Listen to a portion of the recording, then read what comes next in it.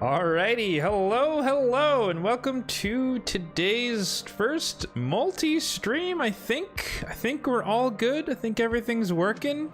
Should be simultaneously live on YouTube and on Twitch.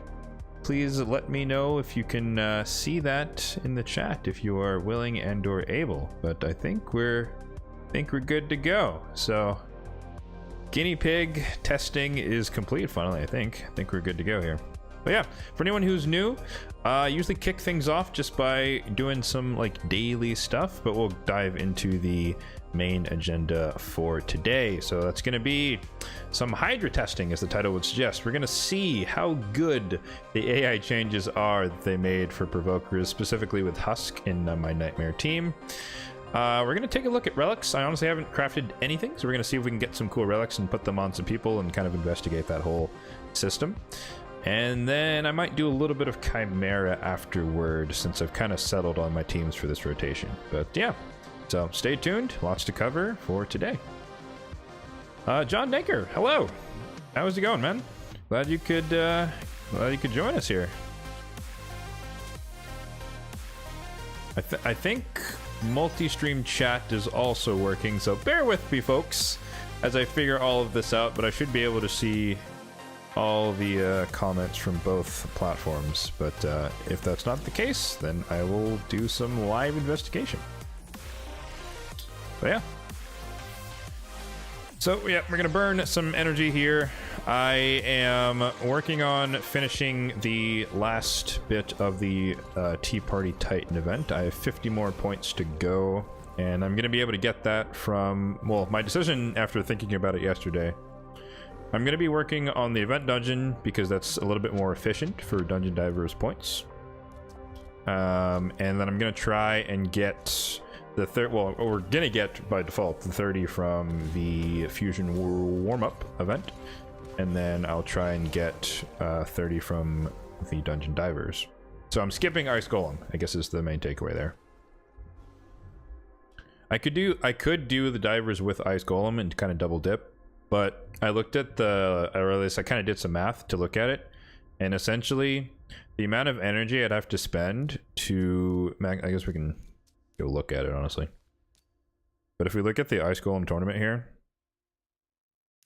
even though it's only 2 days, in order to do what, 1350 doing stage 10 hard, I basically would have to spend, I think it was 1600 energy, something like that, 1700 energy to get that done, versus just finishing out divers from where I currently am, which is down here. Obviously it's a little bit, oh gosh, okay, that's awkward. Well, you can squint your eyes. I think we're about like 700 away now, so that's going to be around 700 energy. So it's a lot cheaper to do this dungeon divers than it is to do or to do it with the event dungeon, or where I can also get pinpoint, than it is to do the Ice Golem tournament from scratch. So there you have it. That is weird. It's always a weird bug when this happens. I guess it's only for certain events. But yeah, here's my progress in the Titan event, 1450. So we're basically done, and then we're gonna get 30 from dungeon divers and 30 from the fusion warm up here. Is that going to be small too? It is. Man, that's such a weird bug when that happens. I think it's something to do with like when the game updates, then it gets a little weird and dicey with some of the events or tournaments. I don't know. But anyways, moving right along here. Classic array. Let's check in here, refresh the page, see what we can do. I do like to take on the easy fights when possible. Every once in a while I do challenge myself with the harder one, but I don't like to lose. It just, like, the classic arena is so like figured out that I feel like there's no real reason to throw matches, just because I want as many wins as possible. So yeah.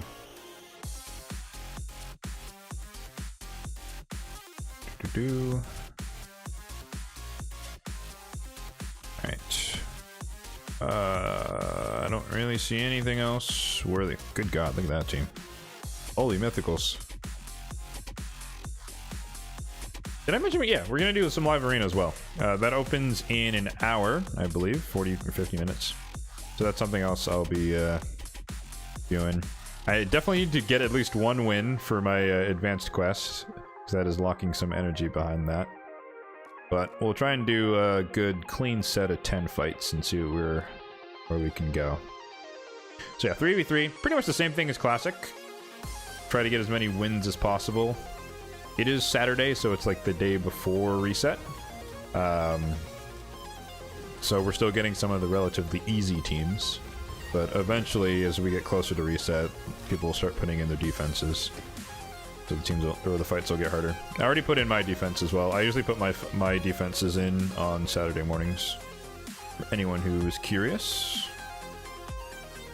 But yeah, this is, as always, these streams are interactive. So if you have any questions about anything on my account, feel free to ask and I'll do my best to answer it. Or if you have any questions about the game, any relevant topics. I know there's a new fusion coming relatively soon. I think she's pretty interesting. Rip, we got cheaped.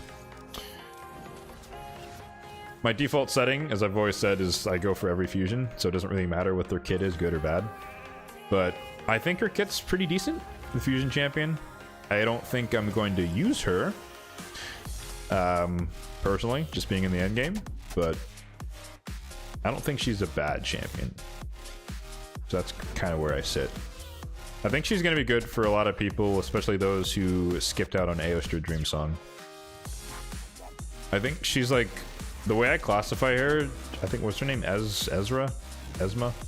Something. She's like a hybrid of Aostrid and Lady Kimmy, but she's a little bit worse than both of them, which I find interesting. Because it's like, if they released Aostrid, I would think that they would make someone comparable, but not like demonstrably worse.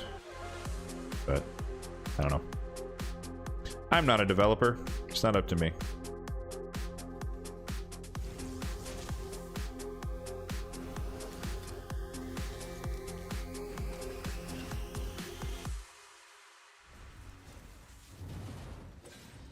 As you might have noticed, I have a lot of bomb teams for my auto fights here. Oh, that's a bad RNG. I hate Stone Skin with a burning passion, and I expect Stone Skin on basically every opponent, and so that's why my presets are mostly bomb champions. Wow, that's a very fast Lydia. For comparison, my Siphi is, I think, 320 something speed, and neither of us have a speed aura, so that's a protection Lydia too. Very fast. I assume that's like their Chimera level build. Polymorph on Gretel, that's annoying. And polymorph on Alexander. My dude, you're trying too hard. I hope we don't get cheaped. I'm slowly but surely working on a feral set for Nishak, which will hopefully alleviate some of the polymorph potential for him specifically. And then I'm also technically on the lookout for a pinpoint for Gaius, you can see here. Like, the reason I'm kind of doing that delineation is because, like, I feel like, for the most part, on my account at least, Nishak, in this case, he's on a go first team because we're kind of farming easy stuff. But, generally speaking, I feel like I usually run my Nishak on go second teams.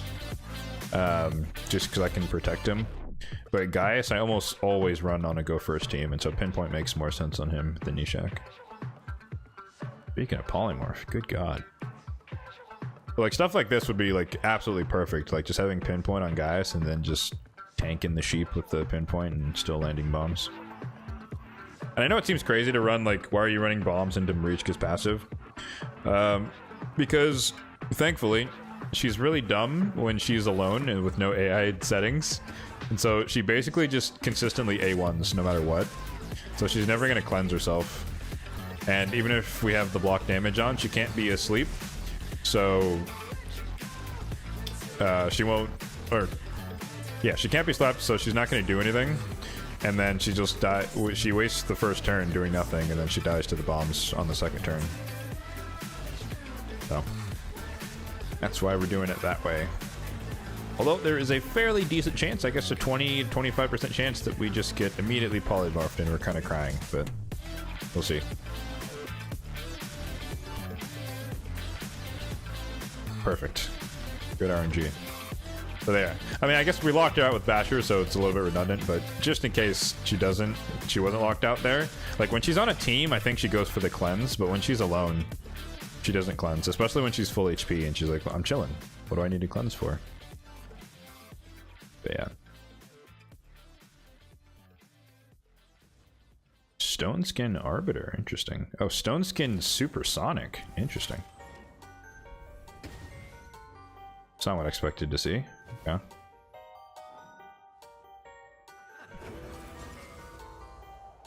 As opposed to a Stone Skin Armand, which is basically run-of-the-mill, standard stuff.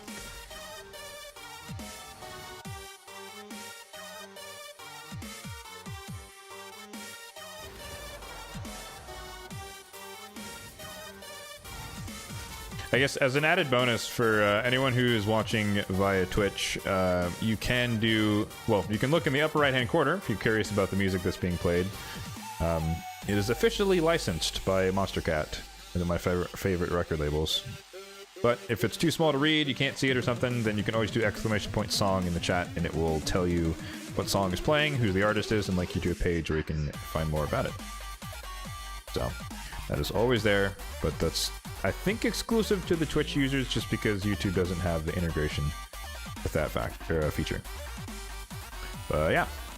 So, I think we're going to move on straight into the Hydra clan boosts. And this is going to be very, very interesting. This is what I was most curious about. So I don't have quick battles yet, but I'm intrigued to potentially have the quick battle as an option for Nightmare. It already is for hard. I did my hard key already, and my hard team is full auto. I don't really have to pay attention. And it does somewhere, I guess we can see. I think it did like 200 million.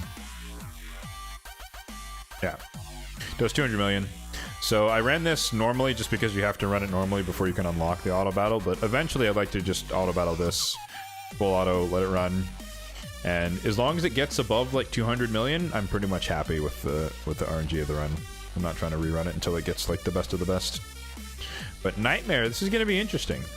So what I want to do is make sure that this is good. Yeah, he opens with that, which is fine. And then I just let him use Despair whenever he feels like it. I don't force him to. But presumably, with the new AI changes, he should always target the Head of Decay with the A1. So we want to make sure that that happens. So hands off, full auto, we're not touching anything. I was going to say I'll restart it if Necmo, who's in a Provoke set, lands it. Okay. Anti-affinity. And this is a good test too for affinity-wise because he's Force and he's going for Spirit, which is good. The other thing I want to test, or see, is if when there's a decapitated head, is he still going to prioritize the Head of Decay instead of doing damage to the decapitated head? So that's two things I'm looking to see. So one's already confirmed, which is good. Obviously, there's always the RNG that he does exactly what he just did, where we don't land it. Rip. Crying in her milk. That's fine. Thankfully, this is a very, very, like, tanky team, so I don't really have to worry about dying or anything much. Weak hits, you love to see it.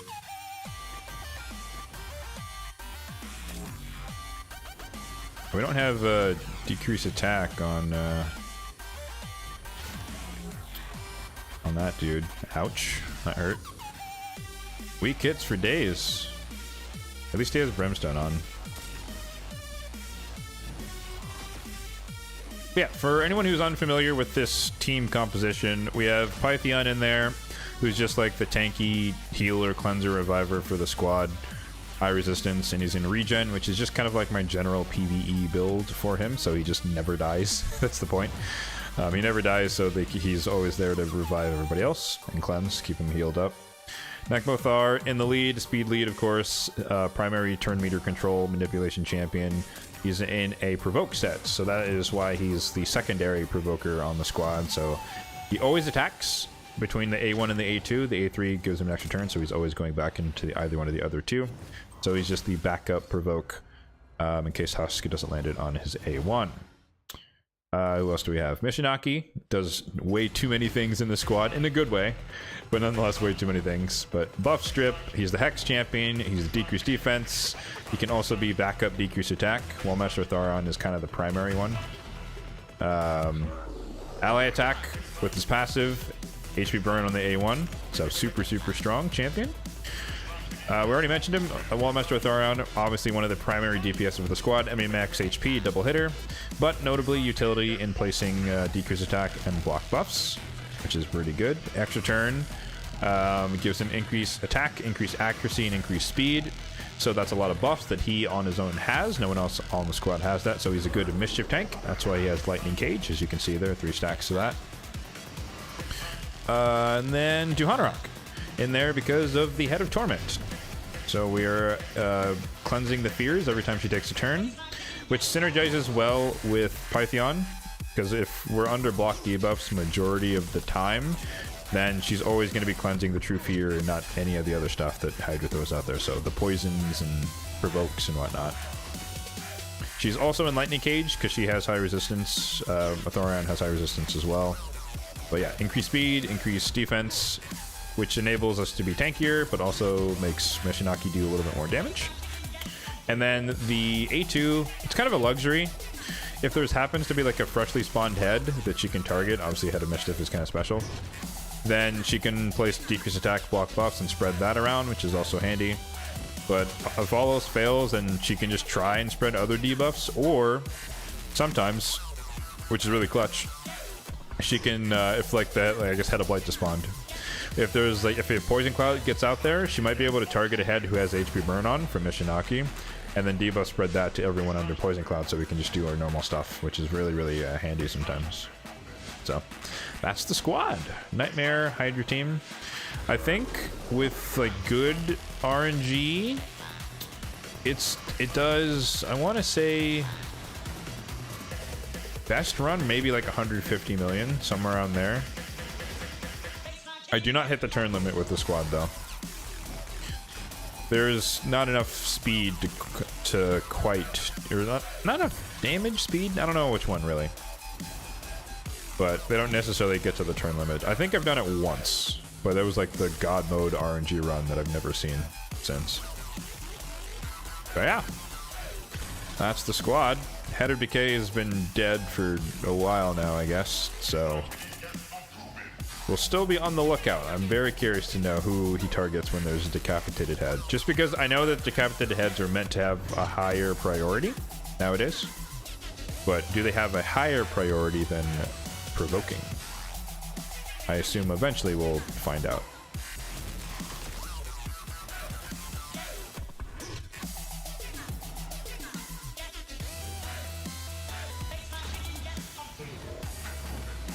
I honestly wouldn't mind. I know, like, I've talked about Elva Autumnborn a lot on my fairly recent shard pool videos, but I would like her on this team, not just for Chimera as well, but I'd like her on this team just because, as you can tell, even when the head of Wrath, like, he didn't have decreased attack, and he had, you know, the superpower buff or whatever, and no one died even though he did the AoE attack.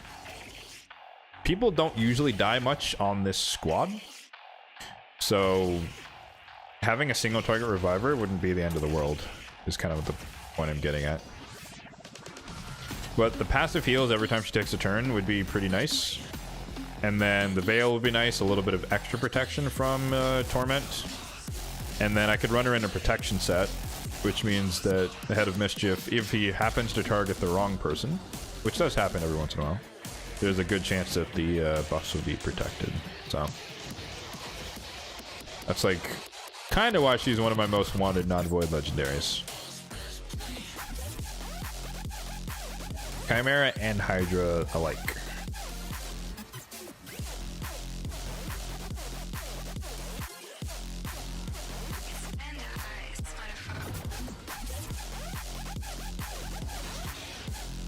I must say, I am not opposed to the Head of Decay just disappearing.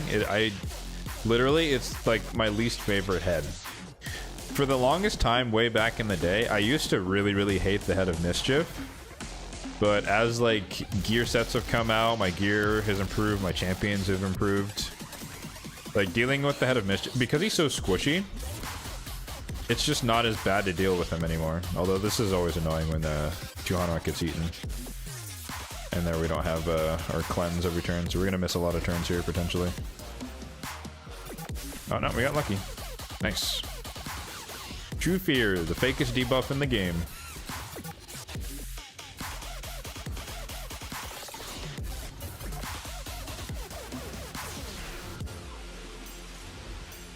Hey, what's up, Pink Tie? How's it going, man?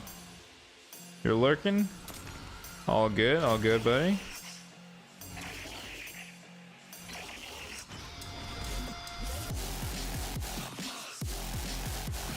This is so cool. Like, being able to see, like, the combined chat. From my end, obviously you guys can only see your local chat, depending on whichever platform you're on. I might, in the future, like, for a little bit of transparency, have the chat, like, displayed somewhere on the screen. I don't know, maybe down here or something. But there's so much, like, content in the raid window that, like, it's hard to find room for stuff. Like overlays and whatnot. So. Ooh. Aha. Wait. We just saw it. Okay.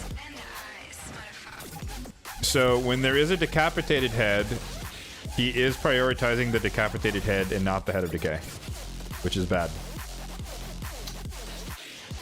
Darn.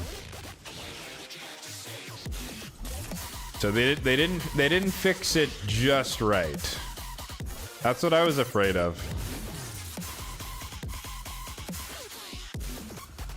But now that it's... Okay, now that a decapped is gone, now he goes for it. Yeah.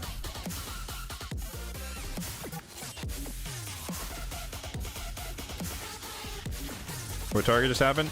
So there was a decapitated head who was also Spirit Affinity, right? Husk is Force. And he went for the decapitated head with the A1 because he wants to deal damage to the decapitated head, even though we would prefer that he would go Provoke the Head of Decay. Which is what I thought. Because I was like, I'm pretty certain that dealing... Oh, just yeeted himself. Goodbye, Husk. I was pretty confident that dealing damage to decapitated heads is a higher priority than provoking. Was the head provoked already? No, it cleansed because he went for the decapitated head. It got the cleanse off. I think it got provoked afterward by Nekmothar, who's in a provoke set. We'll see if it happens again. But that was my suspicion, which is feedback that they should have. That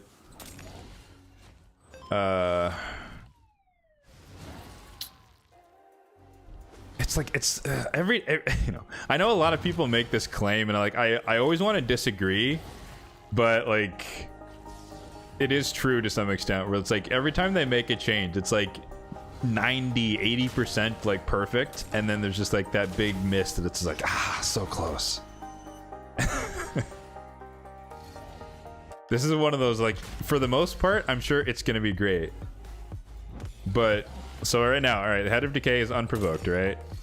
Where's Husk gonna go? There's two decapitated heads, one force, one magic. He went for the magic head. Yep.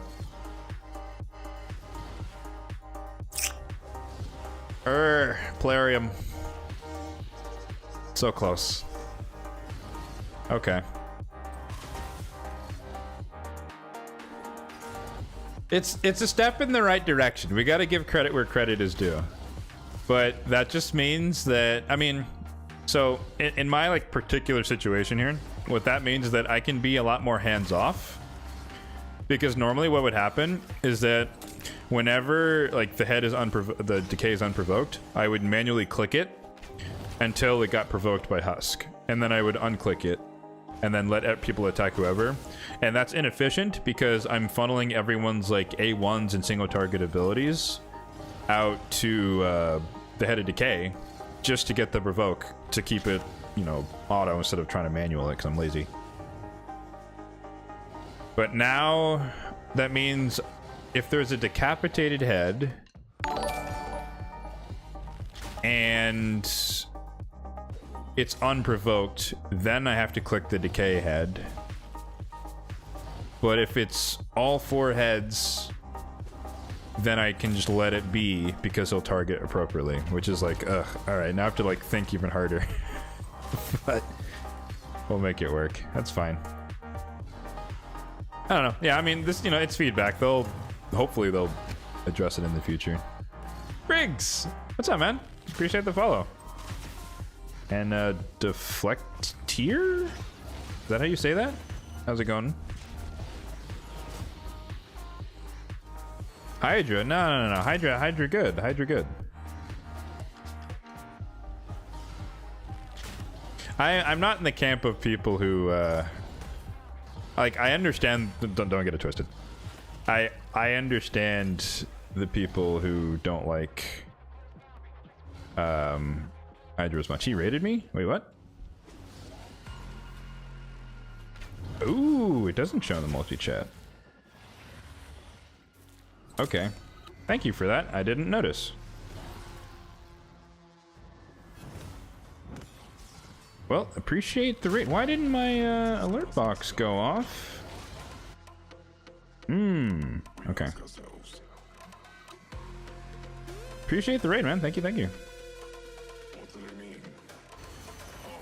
Keep this going. Can I see it on my oh, there it is. Okay, I see it. My other apparatus here.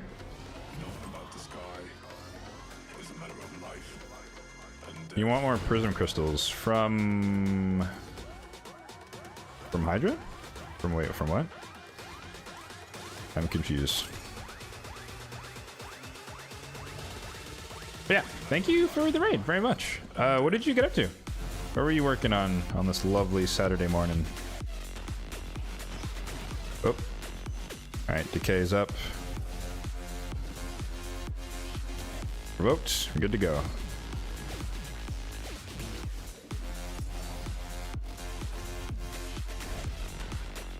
Oh, Brimstone for the win on that one.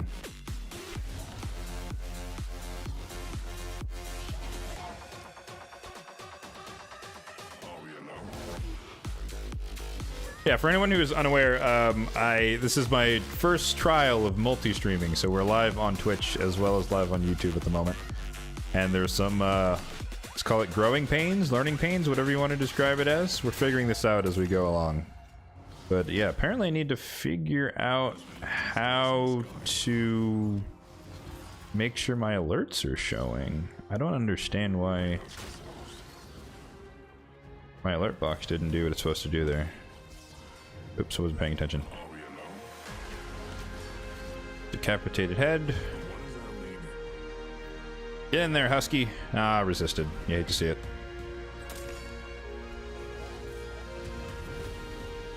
Gear cleansing the overflow. I feel that. I had to do that recently too. Okay, revoked. We're good. What is my Husk build? He is in Relentless and Perception.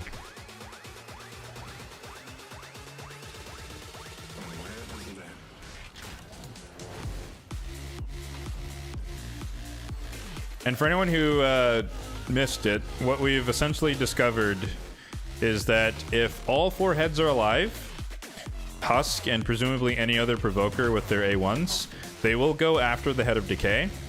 But if there is a decapitated head, the priority is still on doing damage to the decapitated head over provoking the Head of Decay.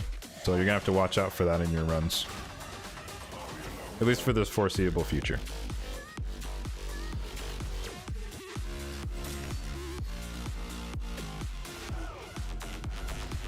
Like right now, for example. Oh, he has Pain Link on. I hope he doesn't have his 8. Oh, okay, it didn't hurt that much.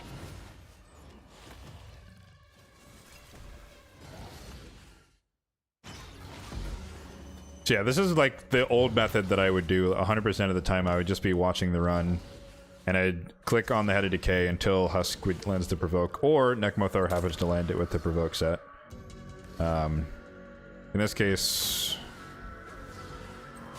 Nekmothar is about to get eaten, so I'd actually prefer that Husk land his Provoke, which he failed to do. Fantastic. You love to see it.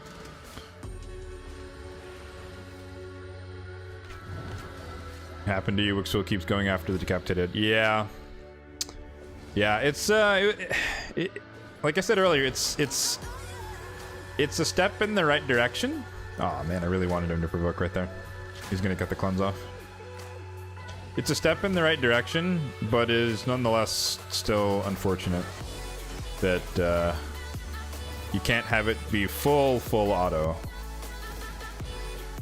Like I wouldn't just auto battle this and walk away, because he's not gonna Provoke at the right time. Especially like the moment when you really need it too is like when Head of Decay is doing some stuff. I think something else we'd have to see, which we can't test now, but I would need to know the priority of provoking versus avoiding Serpent's Will. Because we know that that was one of the major changes they made before, was that they made champions avoid targeting heads with Serpent's Will, because you obviously can't deal any damage. But once again, we'd probably want the Provoke to supersede that, because yes, you're not doing damage, but we need the utility of the Provoke. I'm not gonna target him now because Head of Decay is almost dead. He's about to die right here, so we're good. But if this is the current situation with how it is with decapitated heads, then I would anticipate that even if they fix that, the next problem after that one would be the Provokers targeting or avoiding Serpent's Will when they need to provoke the Head of Decay right when it spawns. Ooh, there we go. We got the lovely debuff spread with HP burn. So even if the Poison Cloud goes out, actually we have block buffs anyways, but if Poison Cloud did happen to go out, everyone would be under HP burn.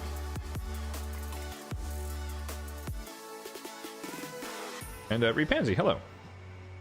How's it going? How's it going? Sure, everything's good over there. Cool, we're good.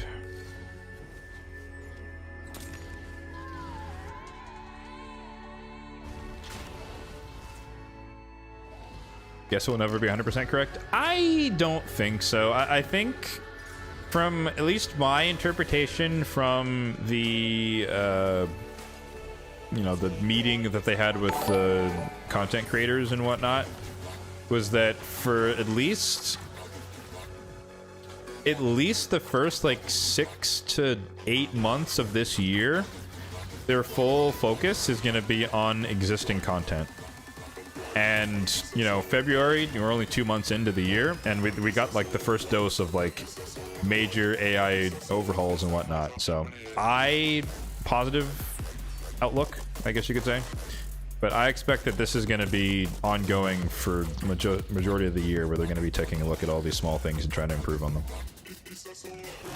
We need to free Johanarok like now. I guess it's the Head of Suffering, so it's a little bit less dangerous because it's the slowest, but there we go. But yeah, 100% correct might be difficult. But I think as long as they keep making steps in the right direction, then I will keep supporting the right direction until it gets somewhere where it's serviceable. But yeah, Rapanzi, thank you for the follow as well. Hope you're enjoying the show.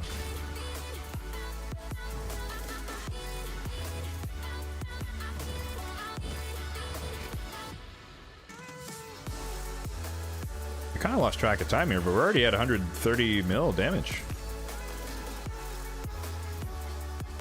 Nice. So I guess I should mention that this run, no matter what, it should do more damage. because for the most part, when 4 heads are alive, I have to worry a lot less about targeting for the Head of Decay, which is inefficient for damage, especially single target like Mishinaki on the squad. He's just wasting A1s. It's like, you know, realistically, right, I could like pause the run and then manual and whatnot, but like, who wants to do that, right?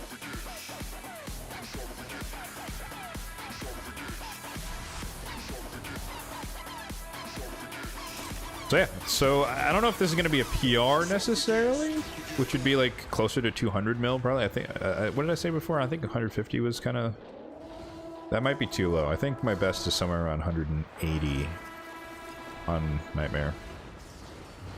But if I broke 200 on Nightmare, that would be a PR for sure.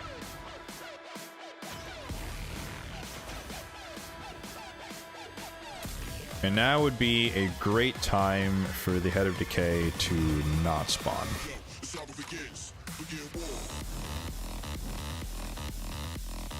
Especially with that Mischief doing that there.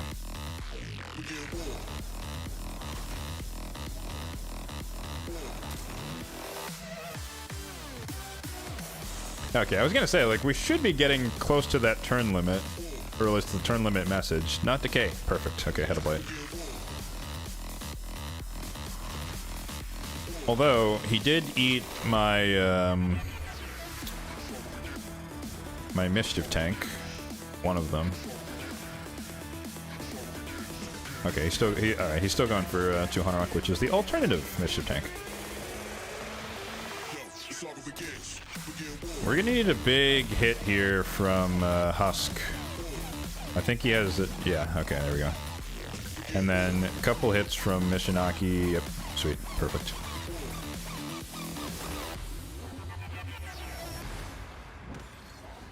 Now, what would be perfect is if Tuhanarok had her debuff spread and she spread that HP burn around. That'd be pretty handy. But I doubt she's gonna do that.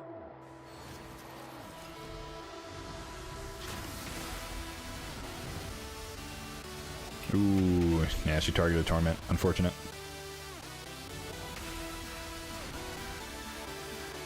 Oh, you know what? That was because I made a video a while ago about some of my gripes for like what they didn't change for Hydra, and one of them was like they need to deprioritize targeting heads with Poison Cloud. Like, that's one of my biggest grievances.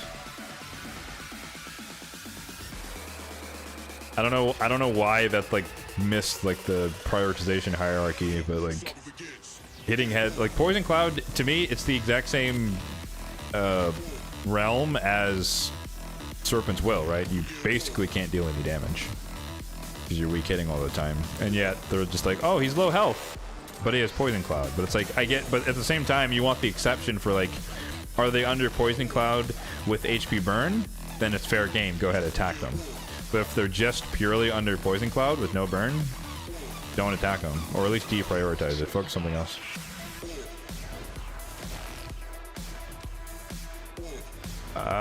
There's a decent chance that we lose Mishinaki here.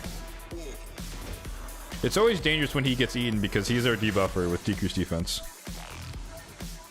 And Husk is most likely going to weak hit on if he even gets back to his despair, which doesn't look likely.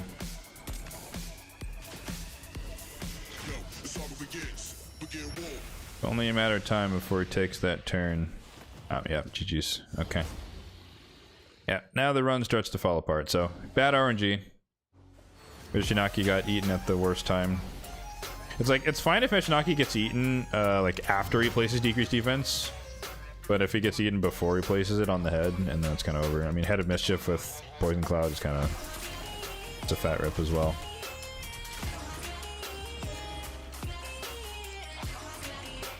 Okay. I got what I needed to know from the test, and I think that's kind of the main purpose.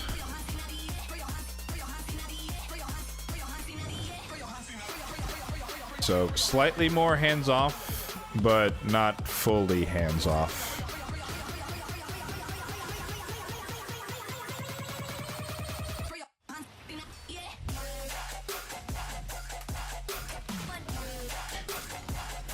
Yeah, that's why I've always said, like, I love Mishinaki, and he's so powerful for Hydra.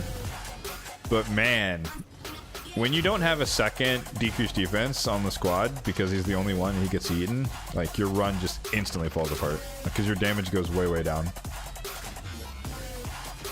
Like, I'm not going to run my Brutal team today, at least, just because that team is unchanged.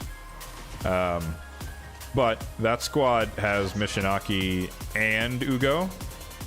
So they kind of divide and conquer between the decreased defense. So that, for the most part, it's always up, regardless of who's dead or who's gets eaten.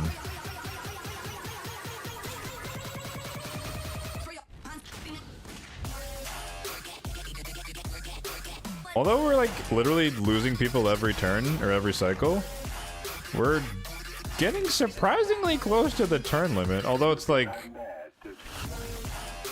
does it really matter if you're, you know, you have one person left when you hit the turn limit? I don't know if that really counts as hitting the turn limit, right? It's like you're just kind of scraping by. But I will say they happen to go down into like a very convenient order. And we got super lucky that Decay didn't come back, otherwise it would just kind of be over. Super over with the cleansing.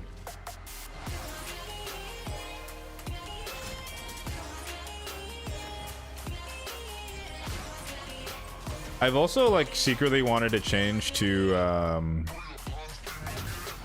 what's his name? Head of Suffering. I was blanking on him. The Head of Suffering. I wish they would make a change where if he's consuming someone, then he can't use the extra turn ability. Because it really sucks when it's like, you know, your run's over because he's about to take 2 turns and just devour your champion for free, which is just really sad. So, 150 million damage. Not the best. I'm too lazy to rerun it because it's the weekend and this resets in a few days, and I'll have less time over the next coming days. And yeah, Mishinaki got eaten super early. He normally puts out around like 50 million-ish damage. But yeah. Oh well. We'll keep it. We'll keep it. One thing I wanted to do as well, because I did get the Cat's Gaze from the Titan event. I know a lot of people, at least the ones I've seen, they're like throwing it on Ninja and whatnot, which is, I guess, somewhat viable. But for me, like, my Wallmaster Atharion does more damage than my Ninja. So my thought is to put it on him, so he could ignore more defense. Someone asked about Husk earlier. If I could find him. Where'd he go? Husk? Nope. There he is. Oh, yeah, Relentless and Relentless and Perception. Decent stats, nothing crazy, but enough accuracy to land the Provoke. Survivable, decent amount of damage. I think he might be like just slightly short of the max damage cap with decreased defense out. I guess it depends on the head whether or not Suffering is out there because it lowers AoE damage. But yeah. So, like I said, I know a lot of people have been running their Cat's Gaze on their ninjas because their ninjas are absolutely way a lot more cracked than mine is. But I'm thinking just because I use Atharion in the Nightmare Hydra as well as Chimera when he fits the restrictions, that it would be better overall for my account damage-wise to be putting it on him. And honestly, I guess I should have not saved that run because I could have done more damage. Didn't think that through. Oh well. Perks of doing this live. But yeah, so let's craft some stuff. I have not crafted anything for relics. So I have a bunch of materials. Not much of the event ones, so I'm not expecting much in terms of getting more Cat's Gazes and Hatter's resolves and whatnot, but you never know. Can you do multiple? I guess not. High chance to get a rare. All right, well, might as well. 20% chance to deal more damage when attacking. Okay. I don't know if that's good or not. It's a chance to deal more damage. That sounds pretty weak.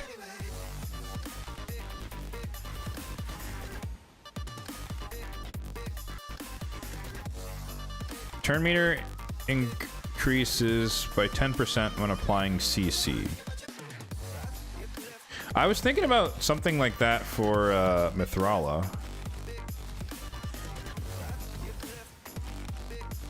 I don't know who people use that on. Ooh, yes, this is the one I wanted. Okay, turn meter... No, wait, no. Oh, it's a turn meter reduction. No, I wanted the other one. I want the one that's turn meter boost effects are increased. It's worth adding the rare event ones in the last spot? Is it?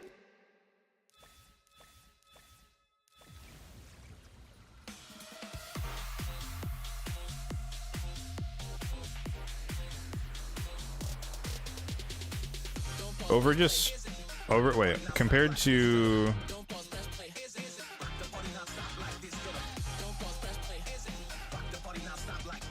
Is it worth it? Because this is a 50-50 shot, no? Oh, there's no rare one. You're right. There is no rare one, huh?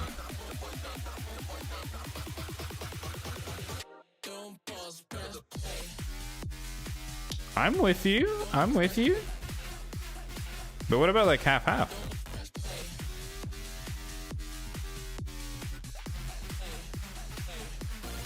%25 chance.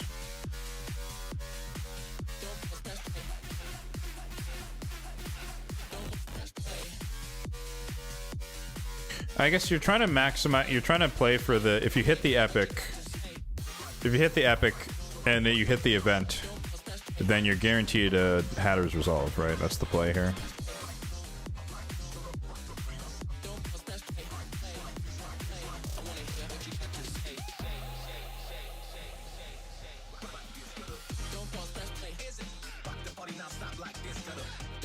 Oh, cool. I haven't actually looked at this menu. So this is the event icon. So that's 12.5% chance. So 12.5% chance to hit that one, 50% chance to hit this one. I can't do that math in my head. It's like 1%. Something like that. Pretty low. Okay. Where's damage increases by 1% each time they place a debuff? This is one of those stronger ones, right? I think so. Oh, this is Nature's Wrath.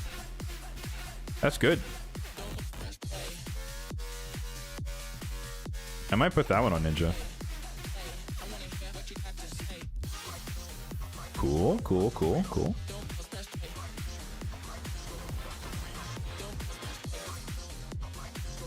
Defense increases for each other under ally protection. Okay, I know that one's weak for sure. Like, I get the premise of it, but for the most part, putting up ally protection, at least in the arena, like, you're just kind of dead. Just how the arena meta is right now. Or they just single target whoever they want and they just kind of ignore it. Don't sell those for chickens? Chickens for... Oh, for like feeding. Yeah, so I'm like super green on this system.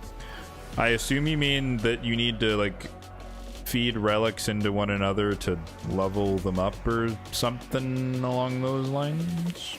Question mark.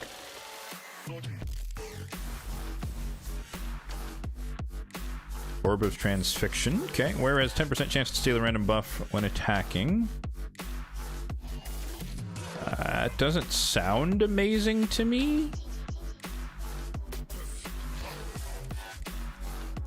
I don't think that's not like giving me like ooh vibes.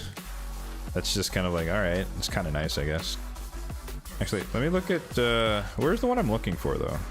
Oops, wrong button. Which one is the one that gives you? No, not that one. Yeah, this guy. I want this for Siffy. Improves the turn meter and the healing, because she does both, and it gives you HP, defense, and res, which is like perfect stats for her. So Journal of Necrotus is what we're looking for. Yeah, that's the other thing I wanted to do. Is I want to look at. I have the Hatter's Resolve on my Rotos, and I don't think I've leveled it up much. So I want to investigate how exactly that works. Molten Death Bell. We have that one already.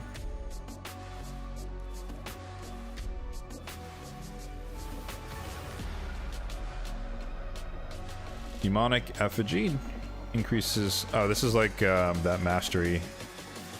What's it called? Timely Intervention?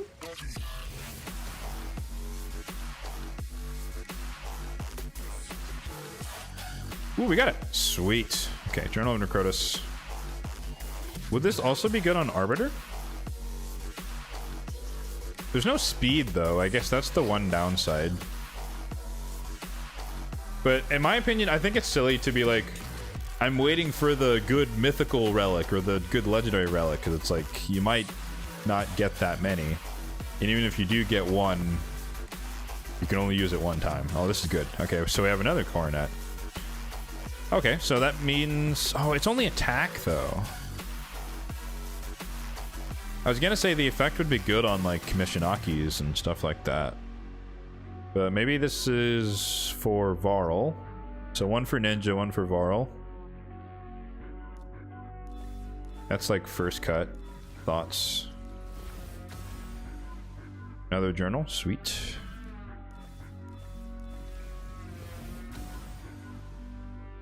Malefic Talent, that's the one we started with. I assume, though, when it comes to the epic ones, you'd want to use 4 epic event relic or event materials, right? As compared to the rares.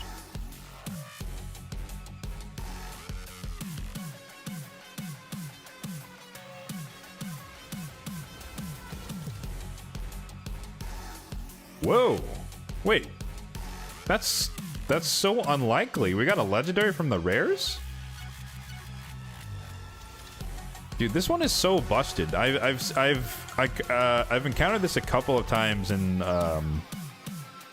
Tag Team Arena and like Siege. Cause I was like so confused. I was like, why didn't that person just die? What just happened? Like they just took no damage, and it took me a bit to realize that it's like, oh, it's this thing where it eats their turn meter instead. I don't know if I don't know. I know it's crazy on Rotos, but it's giving me like broken utility on Rotos, and I don't like using broken things or things that I view as broken. So I'm not gonna abuse that mechanic. I expect it to get patched in some way, shape, or form. But I have heard that it's kind of busted on Rotos.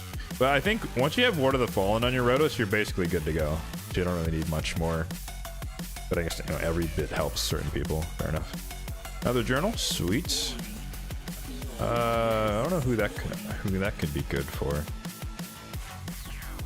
I would be curious to know though what people run on their arbiters.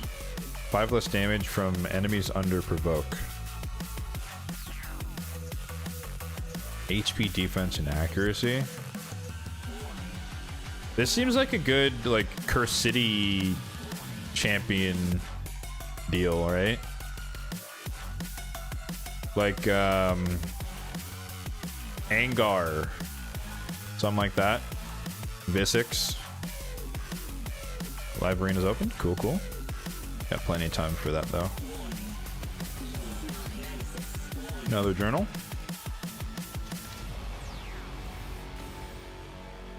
Scroll of the Unseen. Wearer's damage is increased by 1% each time any other champion takes a turn when the wearer is under a veil or perfect veil.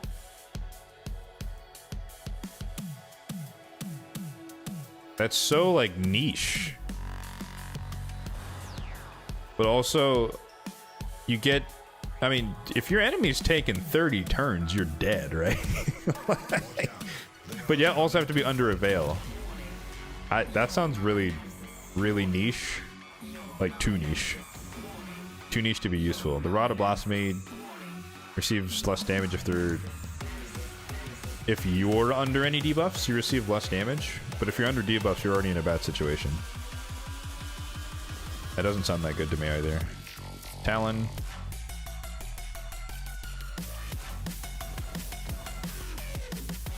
Another mask. I wonder if people are using all these weaker ones, or are they just yeeting them to upgrade other stuff?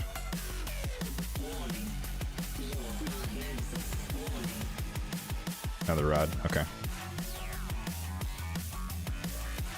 So I think with this one, right? I don't think you'd want to do the same thing, though. Like, if you did this... You're kind of screwing yourself a little bit. I would think you want to do pure. But let me finish the rare ones first. They need a...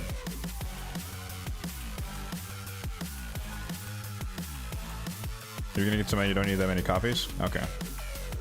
They need a like, fill all button where you can just say put in 4. I definitely know that they're not a fan of like right clicking, so to speak, just because you can't do that on a phone. So like it would be nice to right click and say put all 4 in, but yeah.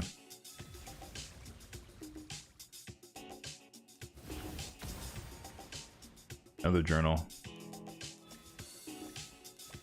I am happy, like, to give credit where credit is due once again, that as much as there are many like useless rare ones, there's a lot of useful ones, and I think that's always nice because majority of the player base is going to be rocking the rare stuff, right? We're not going to be all sitting on craziness. Oof, you hate to see it. Getting a rare from an epic or 4 epics. Yeah, my like Chimera trials are just not like, I haven't done enough of them, and I only do brutal and hard at the moment because I can't one key on Nightmare yet, so I don't have that many legendary materials. So that's work in progress. Another aspect of Seroth. Oof. Okay. I don't. So I've seen it on Lady Noelle's when they're paired with the Sir Nick. I've seen it on a lot of Marichkas, which makes sense, because sort of makes sense. I guess you want to keep her alive as long as possible. 4% chance that I hit a legendary is kind of crazy. Another scroll of the unseen. Okay, trash. So I already have one Hatter's Resolve, and I got the other one from the Titan event, so I don't really care if I get a third, personally. But I'm not opposed to getting more, just because it's situational. Another journal. I guess it's good to get a bunch of dupes of the journals, right? Because I could presumably use the journals on themselves to supercharge the one for Siphi. If I'm understanding it right. My luck is crazy. Is it? I really haven't paid that much attention to all of this stuff. Okay, we did get a reserve. I'll take your word for it, though.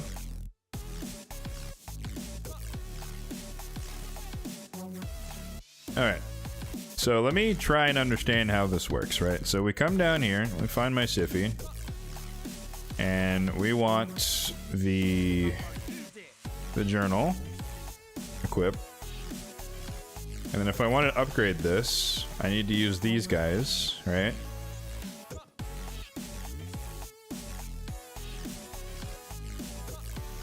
But then if you want to rank it up,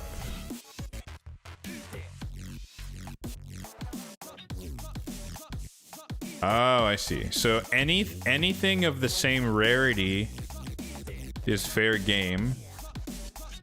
I wonder. So is it? I don't know if I mean, this is where we need sap. Is it better to use the whatever these are? What are these called?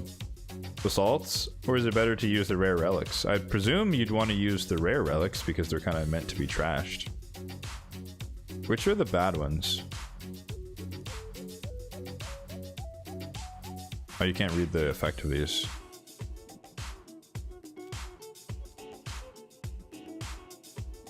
Yeah, Rod of Blasphemy is pretty trash.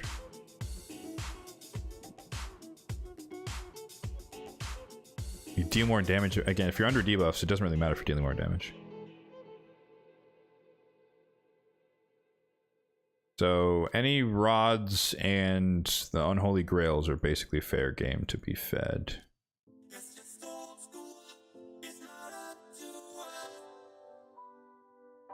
Better to use the gems, not the relics. I assume by gems you mean the basalt or whatever.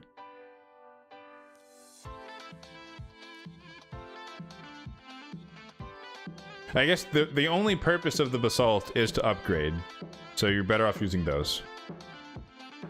I see the logic there. It's like, yeah, there's no reason to save them, especially tier 1s. All right.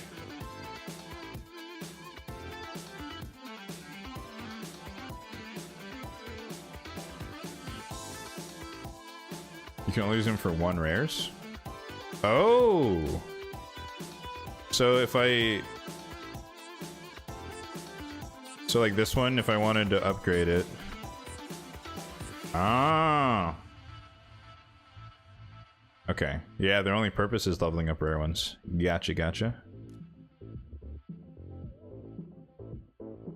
Or I don't remember what I did to upgrade this one. I might be off base there. Anyways, focus. Okay. Upgrade. So max it out.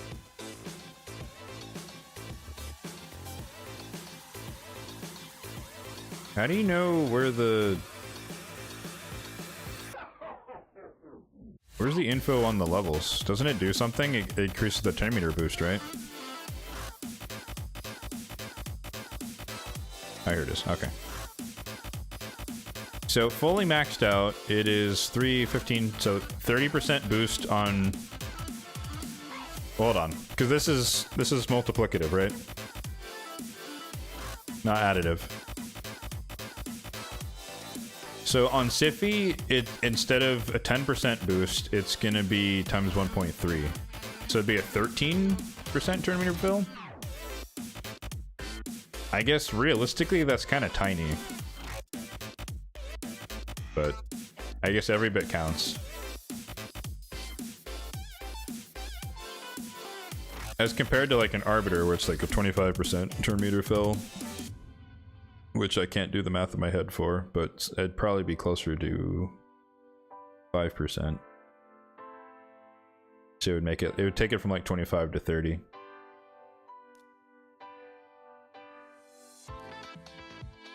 I guess it doesn't really, well, it does matter. I see. So if you wanted to level up something level 2, you'd have to use epic. Or is it? Yeah. Yeah, you have to use epic ones. Okay. Which sounds a lot less enticing. Wait, how do you get these?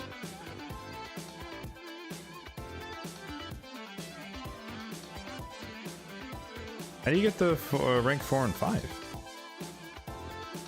Do those even exist yet? Because there's no way in hell you're gonna use legendary relics to feed, to level up your, I mean, maybe if you have a really, really powerful relic and you're willing to eat, or you just have so many copies of it, but I do not imagine that anyone would be willing to do that.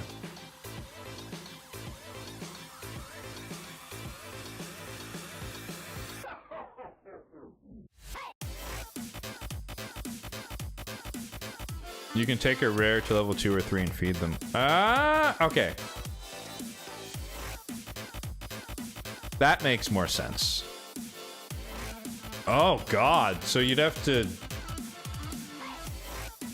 I see.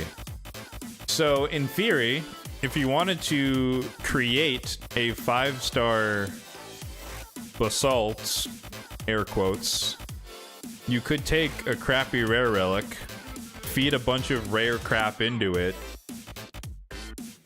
and eventually you'd create a 5-star rare relic that you use as a... Wow, that's nuts.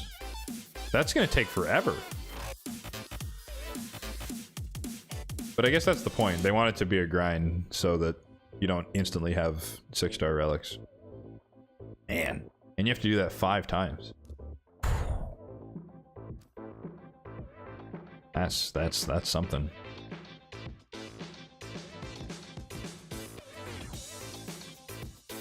So I think this is as high as I can go for now. I'm not going to worry about the rest.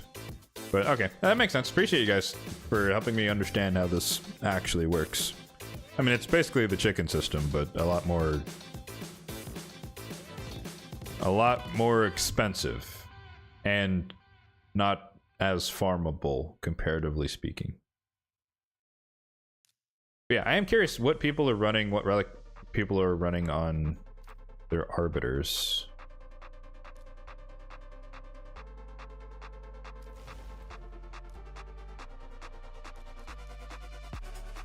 Like, is there anything that just kind of jumps out there as like, oh, this is the most overpowered thing for an arbiter?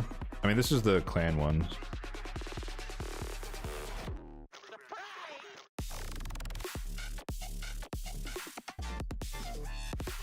Because she doesn't do this. Doesn't do that. That's irrelevant. Nope. Nope. Nope.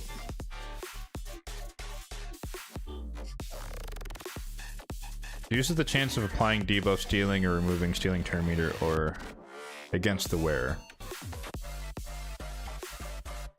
Meaning if they have 100% chance to do something, it would be 90. That's a terrible relic. That's such a terrible relic. Like it goes up to 20%. You reduce the chance of them doing something 100% of the time to 80%. I mean, you know, I guess eventually it's going to work out, but most of the time it's not going to do anything. Molten Bell is good for Armands. Which one's the Molten Bell?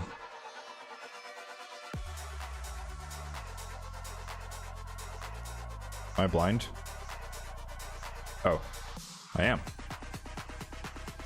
Oh, his turn meter increases when he's applying CC.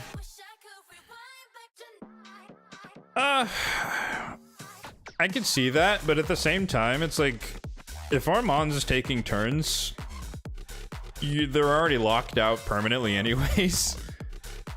But I guess more turn meter is more turn meter. But from my experience, if Armands goes, then no one else is going.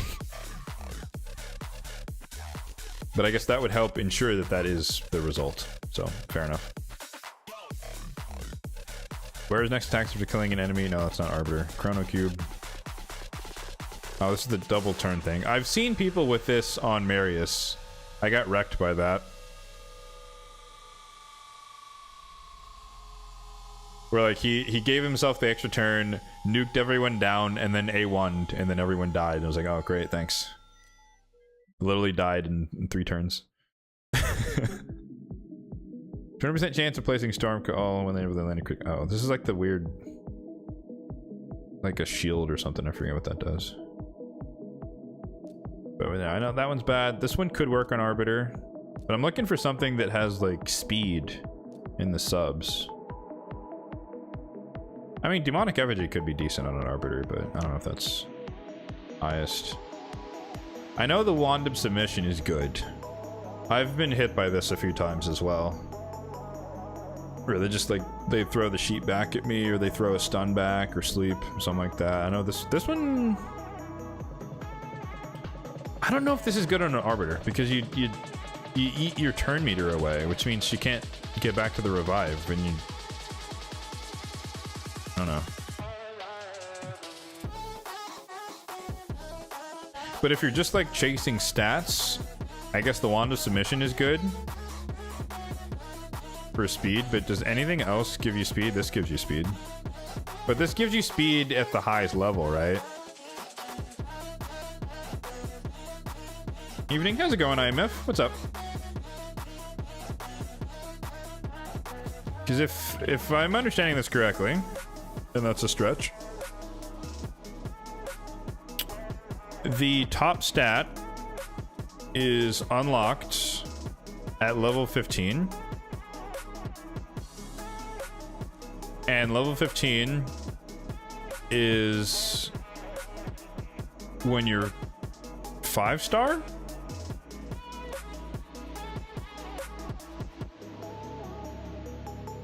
Because it was 1 to 3, then to 6, then so when you're level 3 it's level 9, when you're level 4 it's level 12, when you're level 5 it's 15.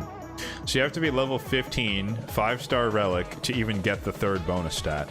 So having speed as the last thing is not really ideal because you're not really going to get to use it.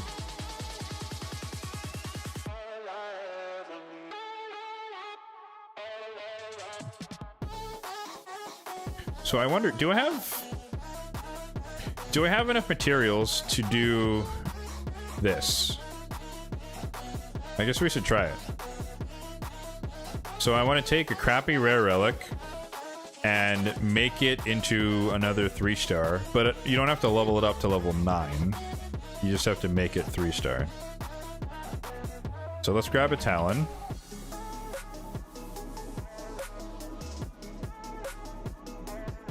Oh, I guess this is where you have to be a little careful, right? Because if I want to use one of these rare ones in the future, then I don't want to waste, I want to waste it. YouTube stream, indeed. You go for damage ones over... for Hydra over these. Fair. I'm not necessarily going to use the chickens, or the... I don't know what we want to call them. Yeah, sure, chicken relics. I'm not going to use it necessarily on the Siffy one. But I just want to see... I want to understand the system here. Talon's very underrated. Is it? Good damage.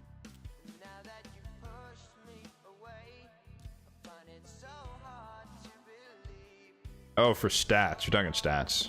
Okay. Alright, it's fine. We'll alright.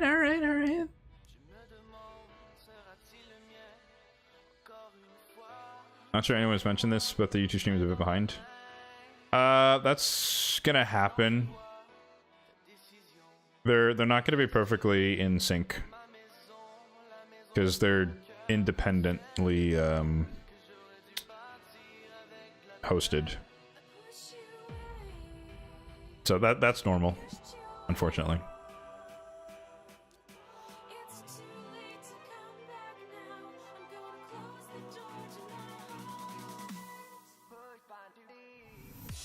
Okay, yeah, so I assume this one's useless. Unless everyone's gonna say this was underrated as well. I don't think so.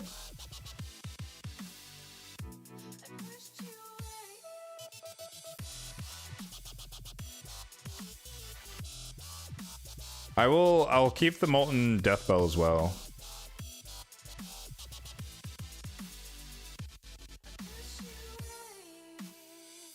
Alright, so if you want to upgrade this one, you give it one thingy. Then you upgrade it again. And then we have a ton of these, so for now, for the sake of testing, I'm just gonna use that one. Alright, so this is a 3-star, right? So then, if I come back to this, I should be able to use that. Yeah, alright. Alright! I'm understanding it now. Okay. So, with that in mind, let's focus on the cat's gaze here. Because this is Hydra and Chimera. And I am going to run Chimera a little bit later as well. So this starts at 3-star because it's legendary.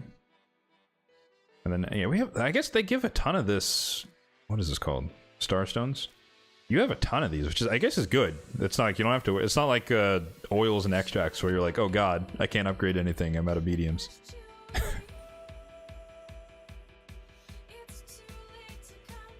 Okay, so with this, you got, wait, did we already get the attack? Was that how that works? Oh, because you go straight to level 9. Oh, okay. Alright, alright, alright. I'm picking up what they're putting down. Okay, so then we need to make 2 more of these, and then we can upgrade the cat's gaze. Okay. So this guy, upgrade. Or rank up. This. Level it. Rank it. Good to go. Guy. I'm not going to narrate the entire time.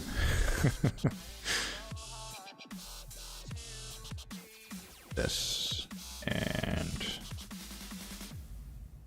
okay. So, yeah, good call for people earlier saying don't sell these, because I genuinely didn't know how the upgrading system worked, as you can tell.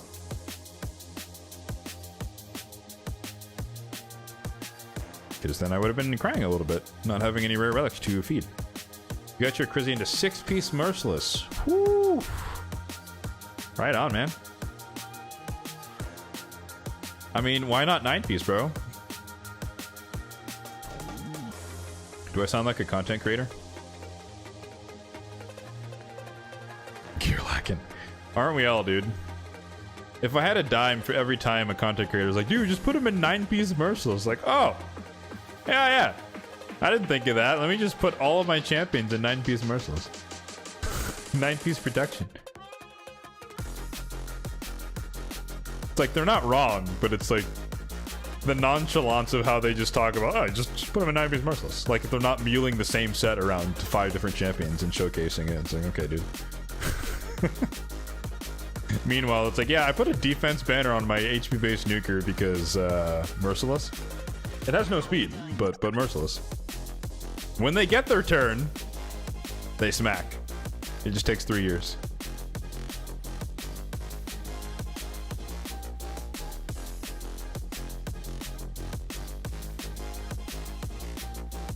But man, so 4-star chicken relics. Yikes. So I think getting a rare to 3-star is pretty like simple, and that seems worth it to make those. But I feel like the ones you take to 4-star and beyond, they have to be really, really important. I assume that's how people are treating this. But I think like your basic ones, you kind of just get them to level 3 and without really feeling the hit. I mean, that took like 4 minutes. Like the cat's case. Yeah, exactly. Oh, I had one rank 3 basalt. I could have saved a bit of chance, whatever. It's fine. Do I want to get this to level 4 right now? What would that do? Danglin, hey, yes, you did make it. You're here. Yeah, Uber, since you have both, or had both open, let me know which one you prefer to watch it on. If there's a difference. I don't really know if there is as a viewer. I know I'm biased towards Twitch, but yeah.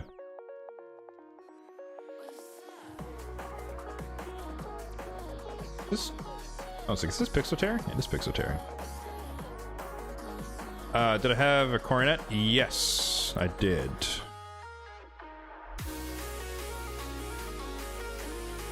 This one.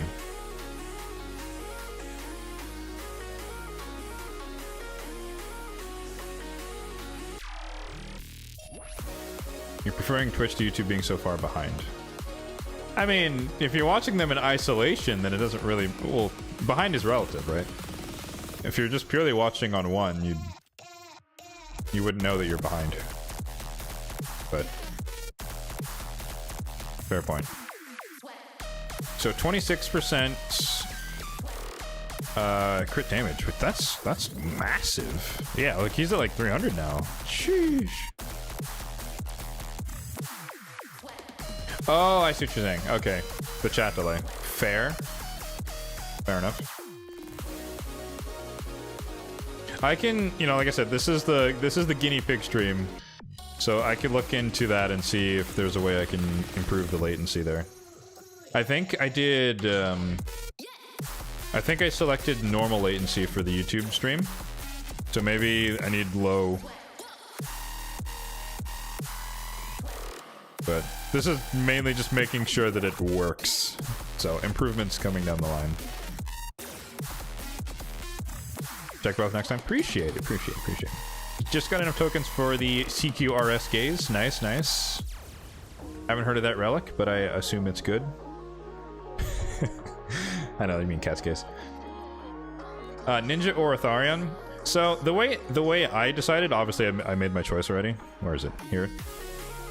For me, I know everyone loves Ninja, but I tested them side by side in Chimera for this rotation. I did Ninja on his own, I did Ninja with Mikage, I did Ninja versus Atharion, and just enemy max HP just does more damage. It's just hard to beat them for the higher up you go in difficulty. So I would use it on Atharion personally. But huge caveat there. If you have one of those super cracked out 6-piece merciless 350 crit damage ninjas, then you might have a bigger play there. I didn't take your advice. Which one? Put some gemstones in the cat. Yes, gemstones. Right.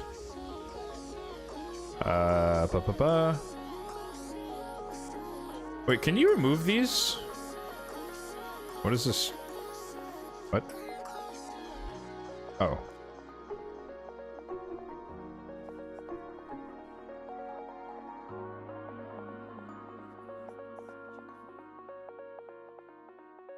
Oh, sorry. And the what I was gonna say as well for Ninja versus Atharion. I think it's a lot harder to build Atharion to hit the just pull Toshiro. You're right. I think it's a lot easier to build a ninja to hit the ignore 100% damage cap, especially if you have Merciless on. Particularly his A2, right? But Atharion, it's a lot harder to hit the enemy max HP cap without a bunch of like savage gear. And you know, if you're cracked out, again, if you have good gear, I don't, comparatively speaking. So I need the extra ignore defense help to make him do more stuff. Yes, but it costs. It costs, silver? Gems? Stardust? Stardew Valley?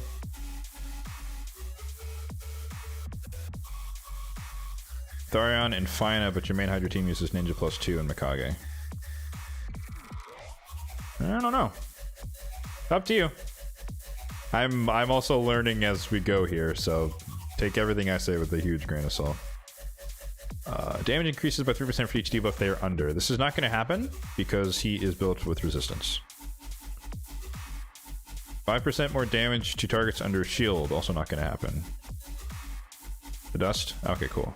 As long as it costs dust, then I don't really care for now. Oh, dude, I've seen people with this. It's really annoying. Like, they start to destroy max HP. Or no. It's a different one. There's a different gem where, like, when you attack them, you lose some of your max HP. This is not going to work.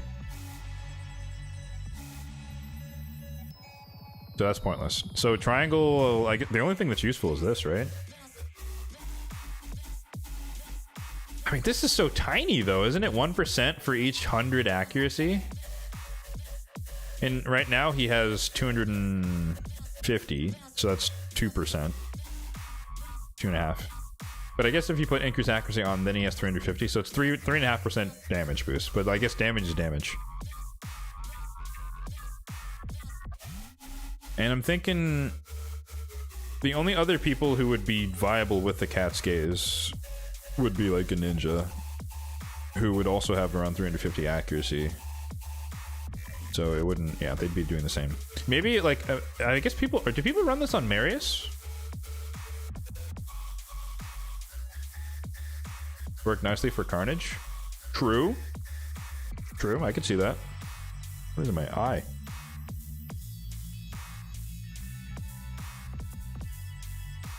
How much does it cost? 80? Oh, that's not bad. Okay, we're chilling. So the other ones are literally useless, right? Because, again, he's built high resistance, so he's not gonna, he's designed to not get many debuffs. We're going against bosses who don't have shields. And then you can't destroy their max HP, so those are literally pointless. Okay. Circular. Holy moly. Is triangle more rare? Good god. What a disparity. I don't even know if there's a correlation there. Okay, holy circular. Batman. Gains resistance.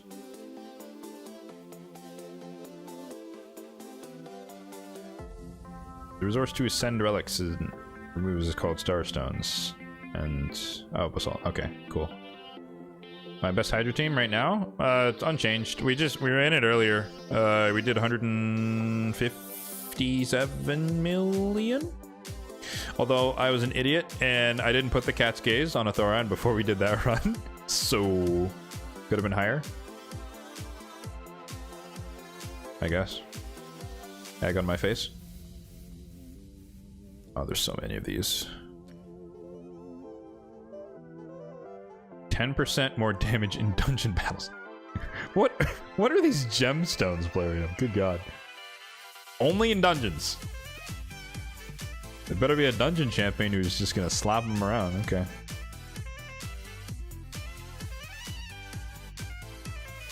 Wares actually increases by 5 whenever an enemy resists a debuff. Oh, that's like Stagnite's passive, I guess. 5% more damage against enemies with full HP. Gosh. So only the first hit. No, that's not good.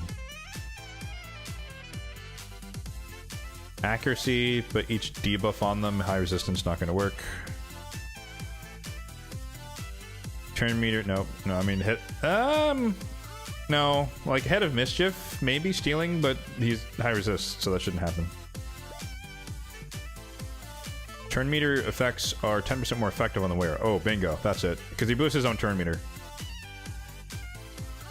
On the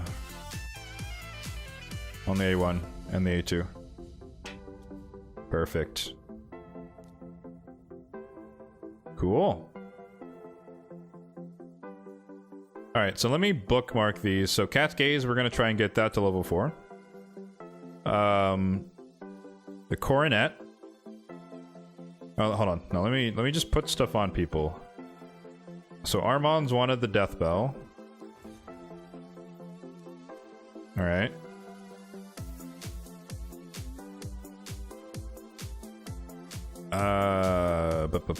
Ninja. Down here. Ninja wants a Coronet.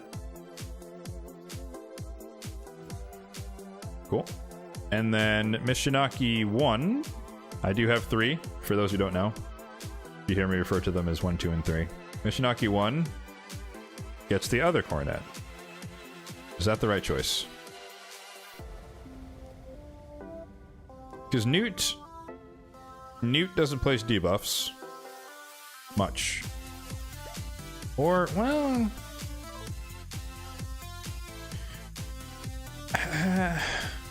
does it stack across rounds? No, it doesn't matter. It doesn't matter. I was thinking dungeons, but dungeons enemy max HP cap. So that's irrelevant.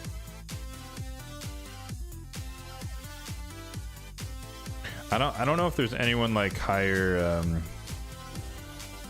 who is also a high priority.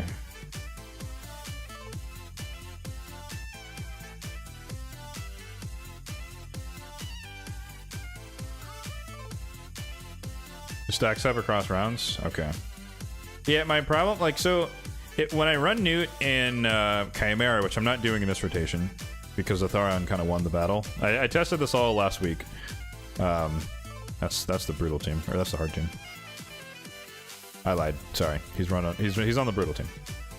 But he's allowed to use his A2 sometimes. So I guess it would boost his damage. But it's also capped at the enemy max HP cap. So to me that doesn't really make sense. Like you'd want to use it on someone whose damage can actually increase. And isn't there a bug where like you relics and like the feral set doesn't boost your damage for enemy max HP, and it doesn't boost it for like protection sets and whatnot? I don't know if that is also a bug relative to relics.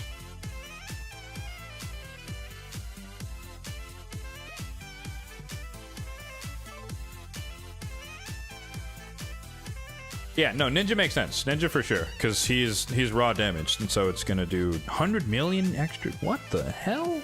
That's crazy. That's nuts. That is absolutely nuts. All right, I guess we can take it off later. It's not a big deal. I'm not gonna fret about this. So, put the coronet here. Equippers. I mean, I guess I could try out Ninja again. Because, so I tested... What I tested last week was Athorion. I tested Athorion versus Newt. And Athorion won. He did like 40 million. I mean, we'll run it later. But he did like 40 million. And Newt did like 30 million just because of the weak hits. And then I swapped in Ninja for Newt. And where Newt did like 30 million, Ninja did like 29. And he's in Relentless, so there's a little bit of RNG helping him do more damage than Newt versus him just spamming his A3 whenever he can. But Ninja is allowed to use the HP burn and decrease defense. So presumably, over time, we'd get the damage, and he might beat Newt with this on. So I'm curious to try that, actually. What do I do first? I think we focus on this first. So let's get the Cat's Gaze to level 4. Or no, it is level 4. Well, no, let me... What would that actually take? Ninja in full damage to do more. Yeah, I'm considering putting him in Merciless 6-piece. I'm not like the quality of my Merciless is just not good, but I'll experiment with that at a later date. I need to wait for the next artifact enhancement. Still on the lookout for the coronet. It eludes you. Apparently, dude, I was like the luckiest content creator for the day, and I got 2 just from like rares and epic stuff. So I don't know what to tell you. I guess classic me, some would say.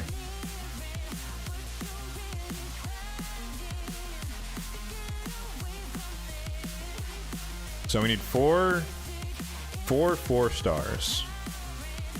And to make 1 4-star, I need 3 3-stars.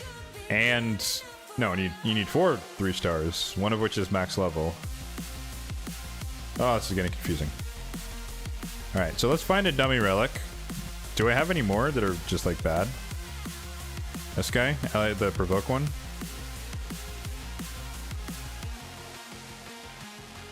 Which ones are like absolute trash? 2% more damage if you're under debuffs. I definitely want to hold on to these journals. I think those are going to be useful. I think the rod is pretty bad. Are these mirrors of each other? You deal more damage and you take less damage? Yeah, okay.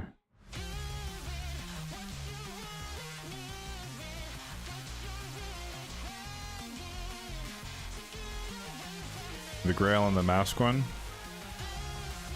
Yeah, that's kind of where I'm leaning as far as just dumping these.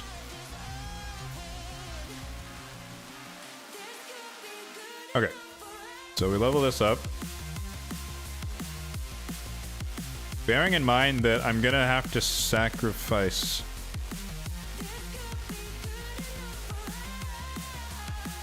Actually, I don't think I have enough stuff.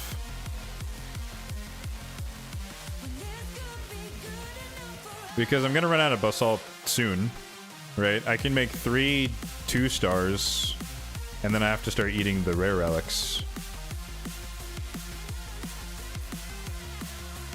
Would have been nice if dupes. That's what I ignorantly thought that was the case. And I was like, oh, if you just use this copy of the thing on itself, it would upgrade, right? And I was like, oh, no, it's the chicken system. Okay. So maybe what I'll do for now is I'll make 1 4-star just to see how bad it is. But then I'll work on getting the coronets to level 3. I might not be able to do all of that, though, without sacrificing. I mean, I know you guys are saying the talon and stuff is good, but I probably don't need 5 talons, right? And I'm gonna get more over time, so it doesn't all have to be like this one session. This is meant to be a learning session, so I know what the heck I'm doing in the future.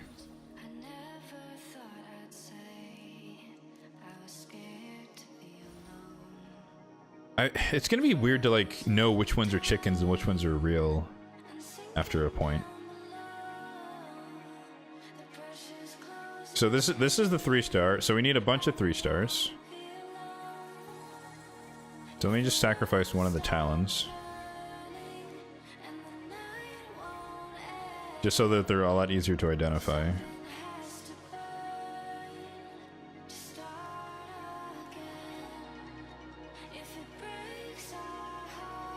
You like the talons?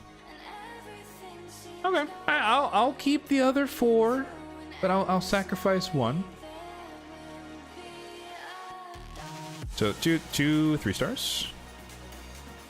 What does this one do? Turn meter reduction effects are boosted. That honestly sounds pretty decent, right? I don't think people would waste this on like a Shuzen, but someone who's like massive turn meter drop. Lysandra, maybe? But that sounds good. Oh no, it was the masks. 3v3 Thor. Honestly, I have to admit, Thor in the arena hits like a truck. I kind of underestimated him. He hits really, really hard. Like, I still win the battles against him, but he's like killing like my Siphi and Inkor in one shot, which is kind of nuts.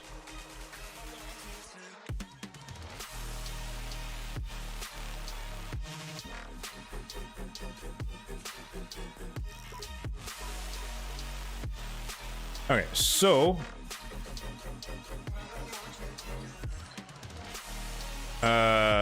three 3-stars. And then we need the one that's gonna be leveled up.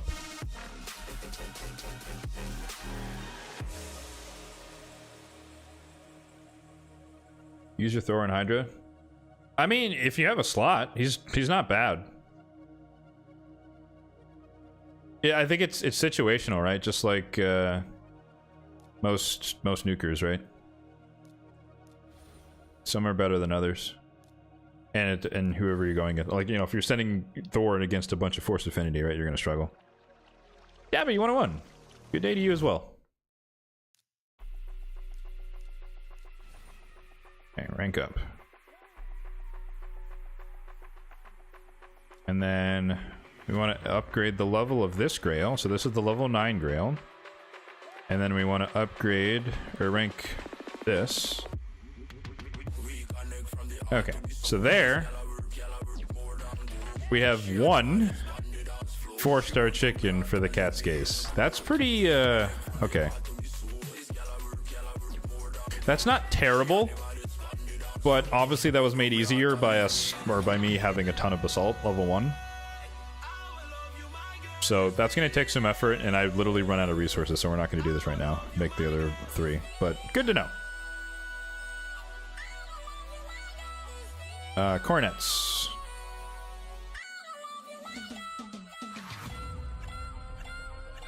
Wait. Do you, does it even... Which one is which? How do I know which one did I just upgrade? It should tell you which champion, which one is on which champion. I don't even know which one that was. Ah, I guessed wrong. That's kind of dumb. I guess you should do it from this menu so you know which one it is for duplicates.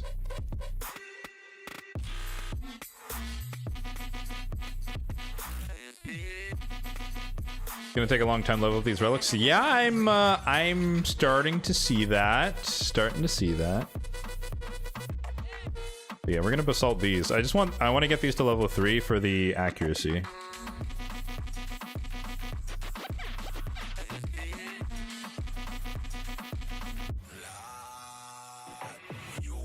You're a big fan of that orb. The orb. I don't know them all that well. Orb of... I'm not sure which one is the orb.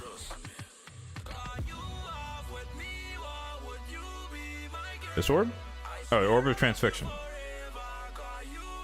The like Mighty Uko passive relic.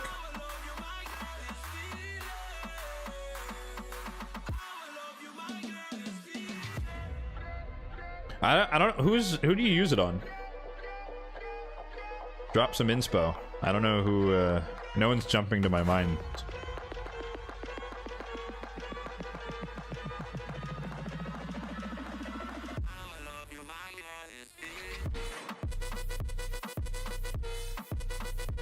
I think we already went through these, right? Well, I guess in this case, Ninja is going to be taking debuffs, right? Especially in Chimera. But this is each debuff they're like actively under. You had it on Marius. Oh, that's tricksy. That's some clever thinking there. This is this is only if you're actively under a debuff, you will deal more damage in that moment. Okay. Then same problem with the shields, and then you can't destroy the max HP. I mean, I guess you might as well put this one on. Stealing stone skin quite often. Stone skin quite often. That is interesting.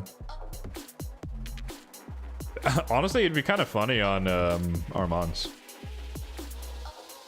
Just keep stealing everyone's stone skin. I don't know if that's super useful though, it's kind of my problem. I know this turn meter thing would work on his A1. I don't care about that. And he has enough accuracy.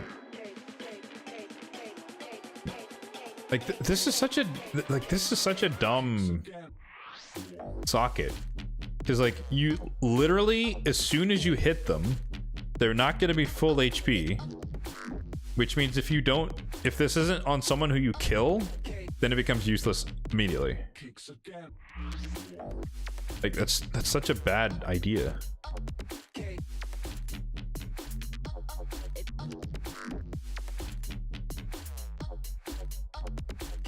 You don't have Pierce defenses? Pierce defense? I don't think so. I don't know what that one is. Let me look at the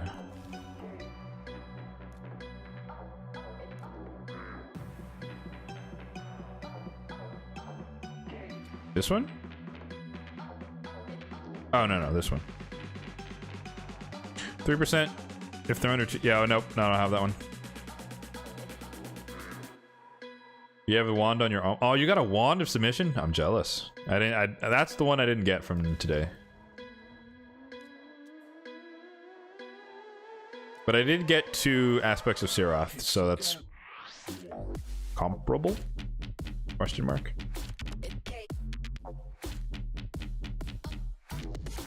Gore Crescent for Marius. Is that one of the mythical ones?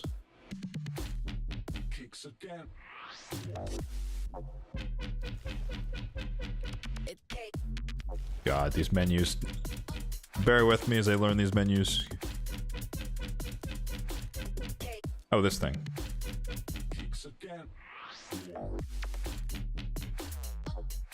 Who would I use the wand on?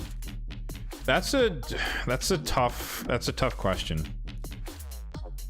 Because primarily, right? You want it on UDK with the aspect of Siroth. You are evil. Oh my goodness. I see the vision and I don't like it. Oh, did you try to kill me? Nah, you reset my turn meter and I'm still under reaction, XD.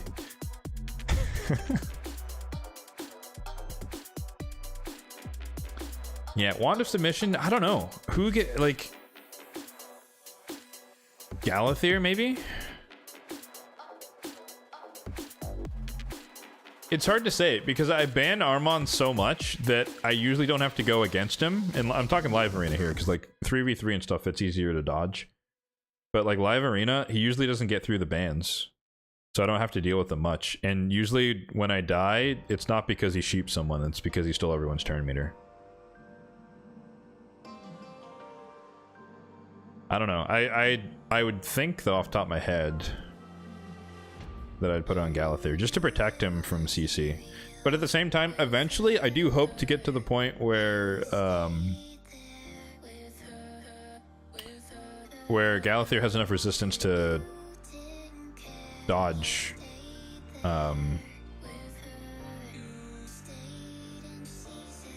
debuffs. Can't think right now.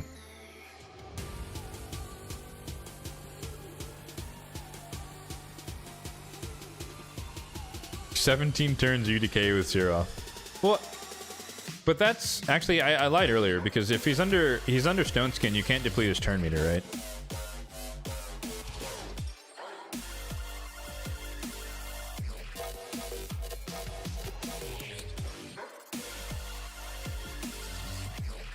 Get your Maud in 7 years. I'm nowhere near Maud. I think I'm at 20 fragments right now. Yeah, there's not many videos on her because so few people have her. Oh no, you're saying 70 turns with Siroth under Stone Skin, so it bypasses the protection of Stone Skin to reduce turn meter? Good God. But how do you deal enough damage to be a fatal hit if he's under Stone Skin? That doesn't make sense. Or else I'm misunderstanding.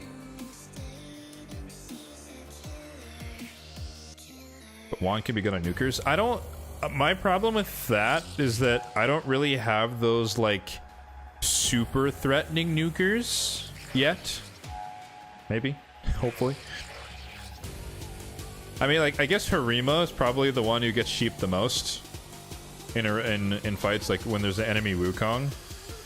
I do? What do you mean? If Harima's not banned, I think she probably gets sheeped the most, but I don't have a wand. But I refuse to use them. No. Uber. Chill. Chill. I now know what you mean. And I'm disregarding your comments. Open the vault. Nope, I refuse. I'm in control here, sir, not you. I was thinking about putting the Hatter's Resolve on Narcisse just because. He'd get 5% more damage. Like, that sounds pretty basic and free. I don't know, oh no, wait, actually I have one of Rotos too. Can I upgrade this one? Or did I waste all my other things?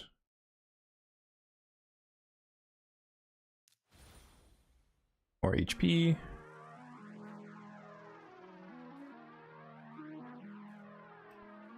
Yeah, what are your guys' thoughts on epic relics as chickens?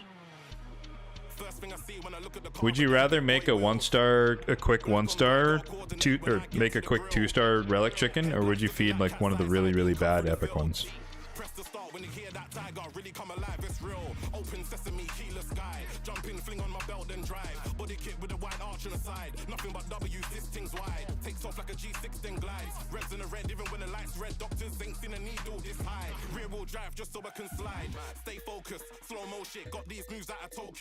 My instinct is you'd rather make a chicken instead of feeding it, but that's just a random guess.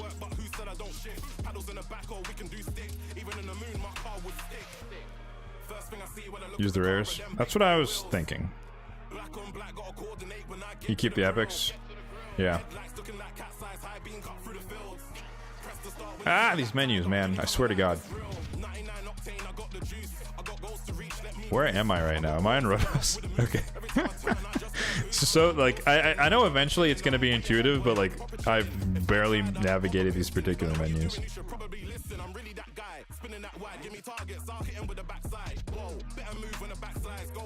So this and this.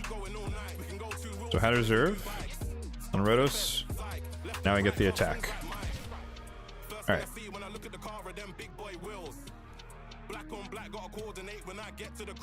So Ninja, Mishinaki 1, and Rotos all have 3-star. The only 4-star at the moment is on, well, Master Atharion. And eventually, some other day, I'll work on making more. But I think that's a good basis. So he's good. Ninja's good. Meaning that the next time I do this, I will be focusing on making 4-star chickens, 4-star relic chickens to get the Cascades to 5. And if I really need to mule it around, I can, so. Ooh. Drum and bass. We need more 4- and 5-star hammers. Agreed. But I have a feeling that they're gonna put those at the tier of like legendary and mythical tome respectively. That's my like suspicion. So we're not gonna see those, or it's gonna be like 15,000 points in champion training.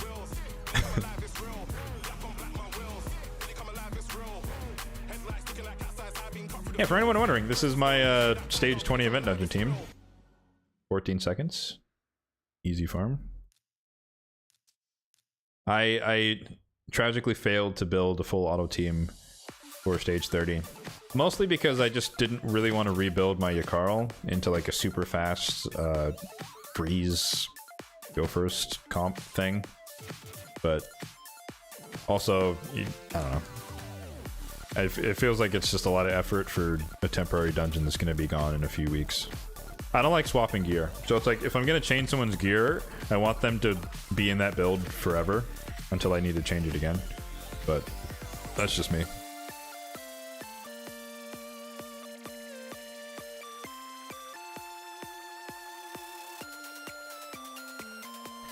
Been reserved to hitting Nightmare and Ultra Nightmare Chimera because it's 1 versus 2 chests. Yeah. Are people killing Nightmare? I don't hit it much because my team is weak sauce.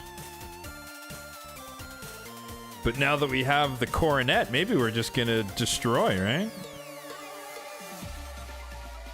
Yikes. Okay, that's nothing to fight there.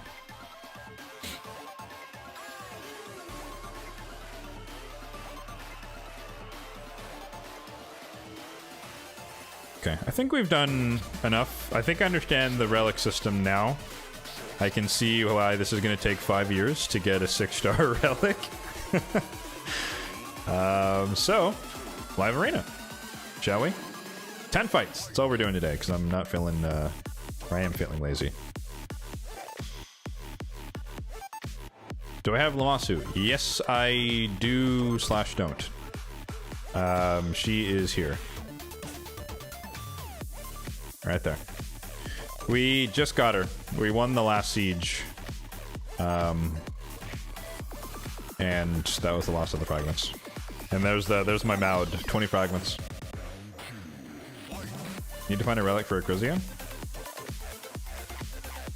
There's so many champions who it's kind of like blessings, like when they first came out, where it's like there's nothing good for defensive based nukers. Like now after the rework there is, but it's like I feel like we're in that level or that situation where eventually there was going to be that perfect one for Grizia, but for now, run her naked in the nude.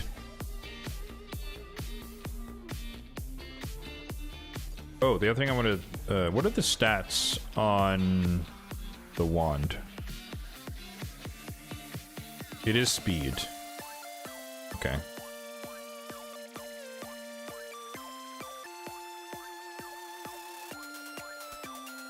So if I was to run this on my Galathir, it would protect. I think that's like my first thought would be him, just because he's so important. And if he gets CC'd, it's like the fight's over, more or less. But I don't have one, obviously. But speed, HP is good. Speed is better, and accuracy helps him in the alternative form. Unfortunately, it doesn't help him in the base form. Jealous, you can't wait. Only 6 months in. You'll get there. You will get there. I think she's a lot less useful than people think, but I think she's pretty decent. What's so good about her? I think it kind of depends. So in my mind, she's like super good for Hydra. So like if you think about Mighty Uko and his biggest problem, she effectively solves it. So AoE on the A1, high chance to place decreased attack, excellent. Here, yeah, block buffs, void affinity, and it's just a place. So it can go when a head respawns. It can go on poison cloud. It can do whatever, or you can just place block buffs, and you place decreased speed. Like fantastic. So it's Uko, but better. But you might think, hey, well, Uko has decreased accuracy, right? On the passive, as long as she keeps placing debuffs, she's going to reduce their resistance and accuracy. So effectively, you're getting decreased accuracy and decreased resistance. So I think pound for pound, aside from the revived, I think she's better than Uko for Mighty Uko. Sorry, not Uko. Mighty Uko for Hydra. And then obviously this, you get intercept so you can protect somebody, and then you reset their cooldowns. Chimera? I mean, if you want to just supercharge someone, it's going to be on manual, though. I don't know if that's worth... Well, I mean, you get the block buffs and decreased speed. Yeah.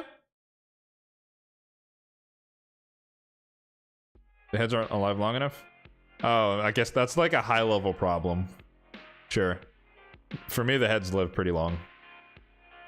But I'm not the supercharged, you know, one-shot head type comps.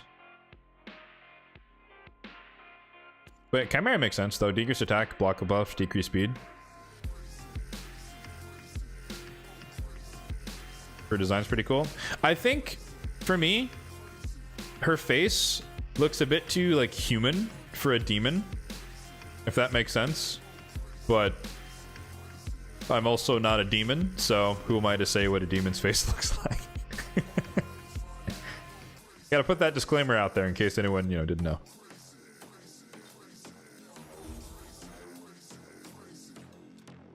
But yeah, let's dive in here. This is what I always like to do. Place your bets in the chat. We have 10 fights. My win rate is usually... Actually, we can just look at it. 56%. So how many battles out of 10 do you think we're going to win? Over under 5. Let's put it that way. The over under is at 5.5. No. 4.5. Over under 4.5.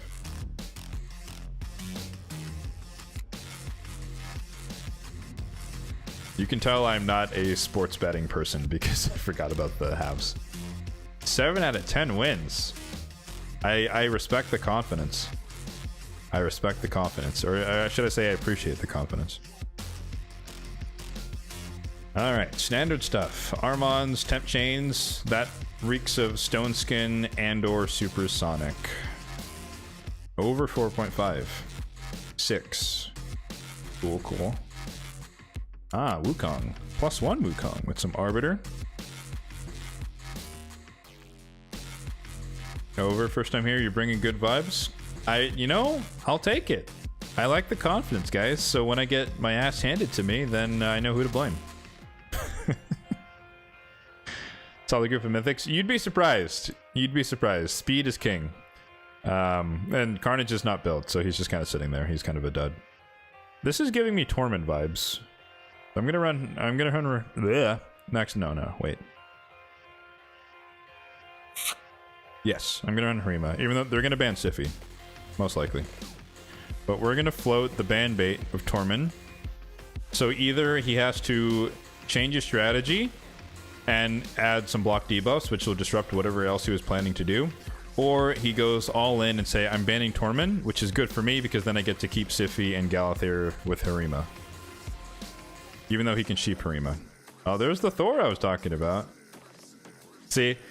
So, I mean, we'll never know, but like, when you threaten the Torment, they have to say either I'm banning Torment and I have no plan to combat it, or I have to add a cleanser now. So I'm gonna say that I forced him to add Elva, but he also might have done that because she's pretty decent.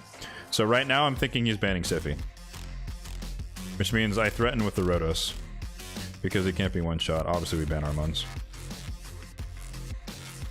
And Thor versus Rotos is good for me. I'm expecting the Siffy ban. No, he's more afraid of the Rotos. Okay. Which is... he might win. At UDK. I don't have UDK built. I refuse to use UDK. I will not contribute to the cancer of UDK in the game. Personal preference. No judgment. No Lady Noelle? No. I don't think she would make sense in this fight.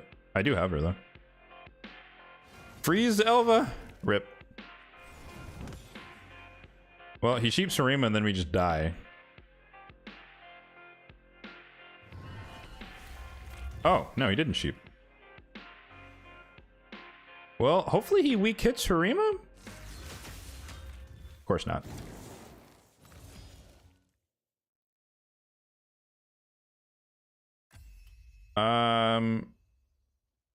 The one thing I have going for me right now is that Wukong used his A3, which is odd, but we'll take it.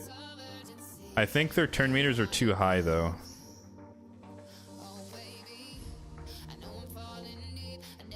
But Wukong has to use the A3 or the A1.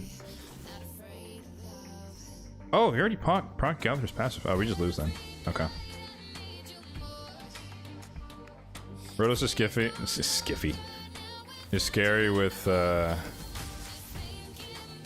walls? No stone skin? Yeah, I'm I'm a very unique person. I don't use UDK, I don't use stone skin. Personal preference again, I hate stone skin. So I don't want to use it. And I accept any losses that come with that choice. Under 4.5, fair enough. Downgraded. What's up, Mr. Pad? How's it going? How's it going? Welcome in. Live Arena's Armons, Marius, RSL? Absolutely. Although, I think what's been happening for me since I don't do Live Arena much, it's like maybe, I mean, I do the 1 win a day thing. I think a lot of the people with Marius have been pushed up, so they're not, I don't see them as much anymore. So I'm in the group of people in Gold 2 who also don't have Marius yet.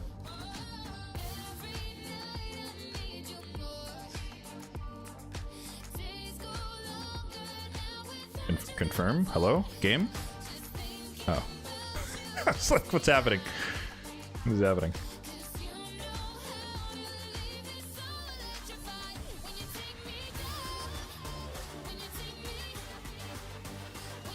Oof. We got a Lazi and a Mikage.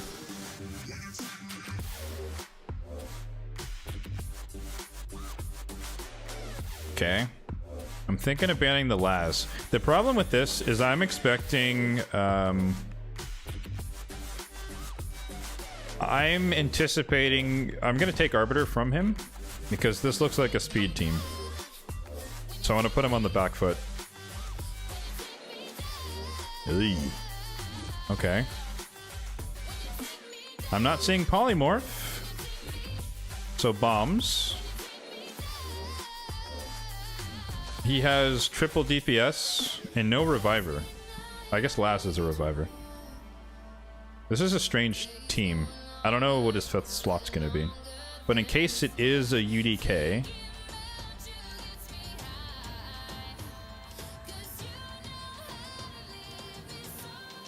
I need a way to kill Nice.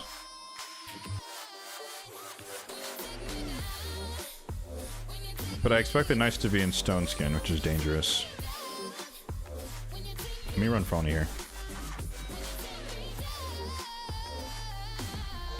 He needs a speed booster, or he's never going to take a turn. Like, Laz might be the fastest on the team, but I'm going to ban him, most likely. And there's no way I get cut in. I mean, I guess there's the chance that Mikage is super fast.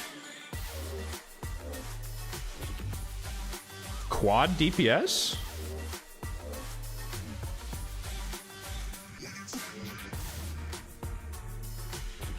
I know this aura stronger, but I don't want Laz. I'm expecting the Laz...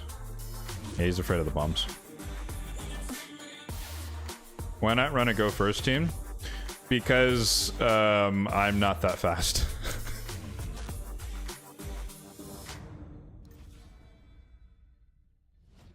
Laz might be the fast speed booster. That's my thought. That's what I'm anticipating. Well, I mean, he could be both. You can build him super fast and he could still do enough damage. All I should do is kill someone squishy. Stone Skin, Stone Skin, Stone Skin, Stone Skin. Yep, we love to see it. Well, George is gonna murder us. Oh. Clutch.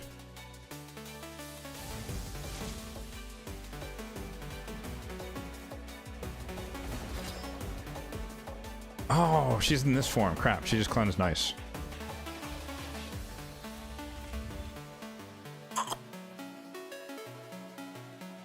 I can't kill him. We need to steal the Stone Skin. Rip. I think we lose.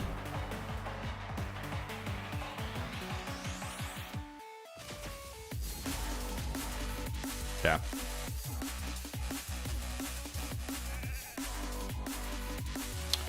RNG's just not with us on that one. It didn't really matter. I mean, because even if I stunned, Mikage would still cleanse Nice. Like I needed a turn to stall, and then I didn't strip the Stone Skin with the buff strip, so I didn't lock out the He-Man, and then he just murdered everybody. So it was a lose-lose at that point. Unfortunate. 0-2 or 0-2. Ooh. All right, gentleman's agreement, sir. Are we not in cheap Nice? But the thing is, if George had got a turn, then everyone dies anyways. That was the problem. Because I didn't have Harima or anything, so like he just one-shots whoever he wants, and then everyone dies. Like George is just, to me, George is as dangerous as Nice.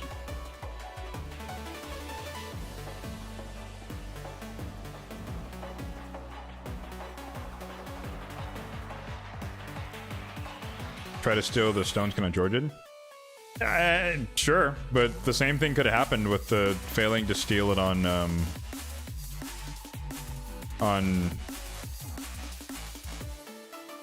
He-Man. Okay, this looks good. Gentleman's agreement. We're not using our mons here. We're not abusing our mons. I will honor the gentleman's agreement. I'm probably going to ban Marichka here, though. He-Man isn't squishy. Agreed. Agreed. Polymorph, polymorph, polymorph. Alright. So I think I'm going to rerun the Sify Harima here.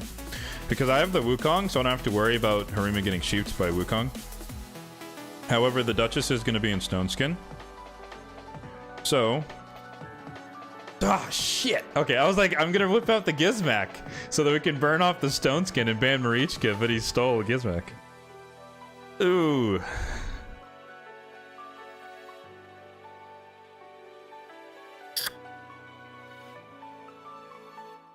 Okay, that screwed my plan there.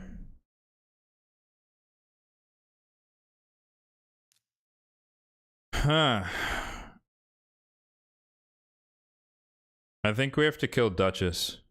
Or kill. We have to ban Duchess. Because the thing about Marichka, I know everyone like sits on her like she's one of the strongest people in the game. And not that she's not strong, don't get me wrong. But her big weakness is she has to die to revive everyone. Which means that I can freely kill everyone else. And just stall until I'm ready to deal with Harima, with Marichka's passive. If we don't have enough resistance, we just lose.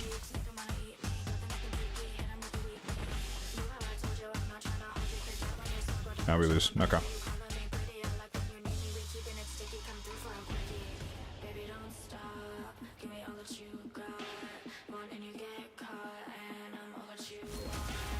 Resurgent? Nope. Okay. Yeah, no, Resurgent never works for me. It always works for my enemies, though.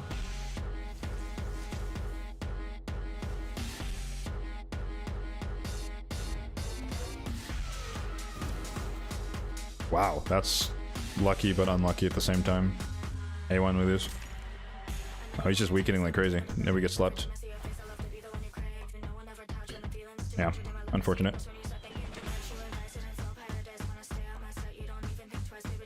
No, the thing is, I knew that Gizmac would be in Stone Skin, so it didn't really make sense to try and deal with that way.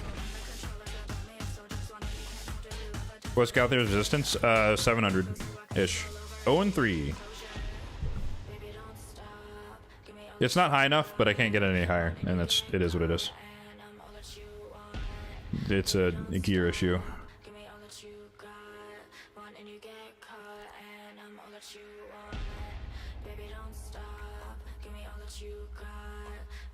Yeah, presumably.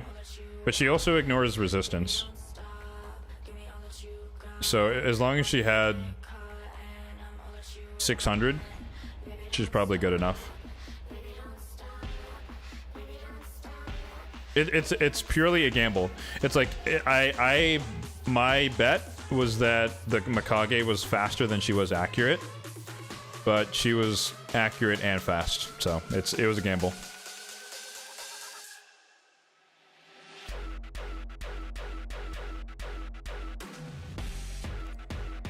I know people typically like to hide the Torment until later, but I like to set the table for me to use Rotos, if possible. So I like to throw out the ban bait early so that they have to decide, and it might throw out their composition. The 6-star Brimstone is a little weird on the Arbiter, though. That's an odd choice. Maybe it's a PvE Arbiter? Oh, God. Okay. I'm sorry, I underestimated you. My bad. My apologies. Dude's cracked out. Level 79 with a Siegfried and a Gurgo.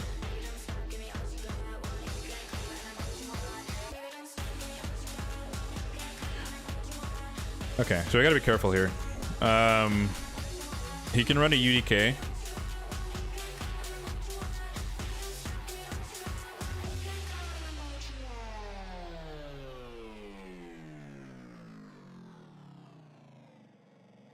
Does he? He doesn't let me keep Torment, right? But if he did. Though. Machine Gun Torment? I'll risk it. We'll risk it. Well, this is a fun one. I'm gonna ban Siegfried, obviously. At least for now.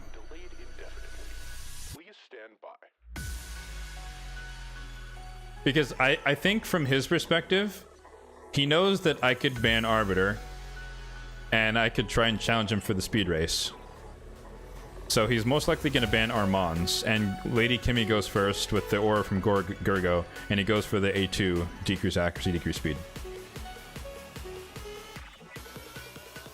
What is with the Thors, man?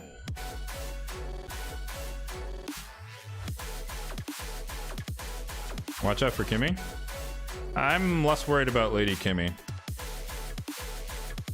I mean, I guess increased accuracy for Gurgo is pretty bad, but if he buffs up, he risks getting frozen. Okay, no Torment. Fair.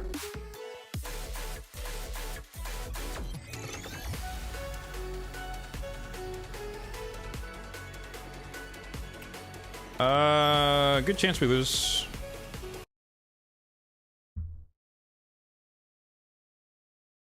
What the heck?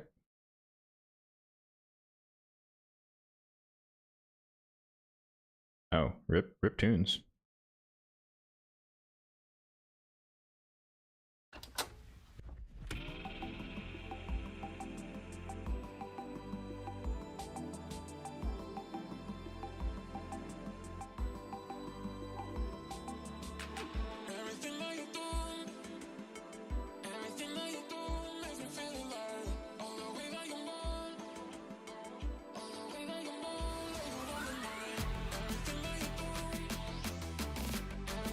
Come on, Supersonic, help me out, man. Oh, it's not enough.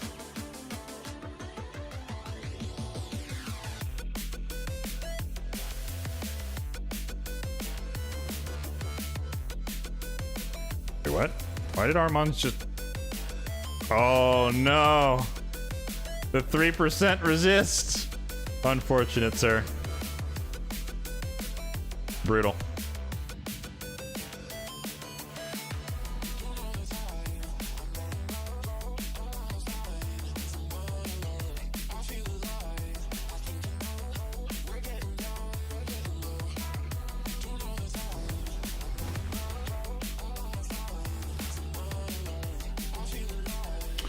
That is very, very unfortunate for him. 3% resist screwed him over. GG's. It's like, the one thing I hate about Live Arena in the draft, it's like, you have to play like 3D chess. Because the whole of my strategy is exactly what he did, which he banned the Torment and just went first. And I didn't account for that, so I should have lost that. So that was pure luck. 1 and 3.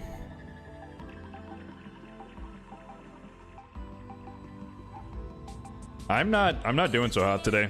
That's like, that was pure luck, so that should have been 0 and 4. My drafts are pretty bad right now. I'm not dealing with the enemy very well. I think it's kind of nuts though that they did so many buffs and my Supersonic didn't let me cut in. I guess my Armands isn't fast enough. We're gonna skip the Torment this time and go for a little bit more survivable. Maybe pushing in 3 with the tournament? You mean like first place? It depends. I'll try. I don't go like crazy, but...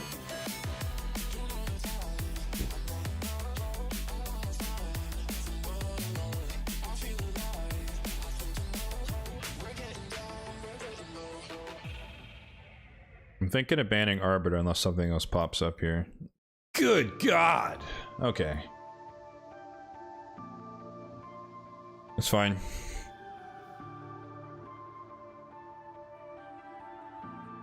No, he can pick UDK. He could pick UDK and ban Narcy, but he wouldn't do that, right? Hence the 3D chess.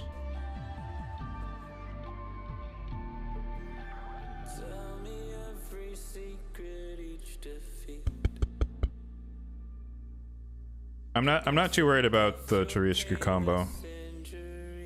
I just don't want him to pick UDK here and ban Narcisse. I'm gonna risk it and call his bluff here. If I'm thinking about this right, if he picks UDK, I ban Arbiter, that means I go first and I have Armands. I don't think he would want that, because then I could sheep whoever. We'll see. We'll see if I made the right call here. Leo. Yep. Okay. So I go first.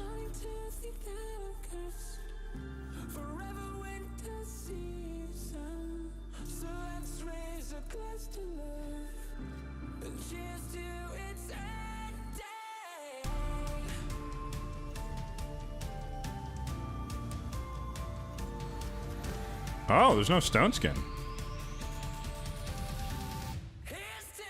I don't want to get hit by my fastest champion is Arbiter. Alright, we're gonna abuse the Taros passive here. Thank you for the extra turn, sir. Thank you, appreciate it, appreciate it. Let's kill you. Kill the Leo.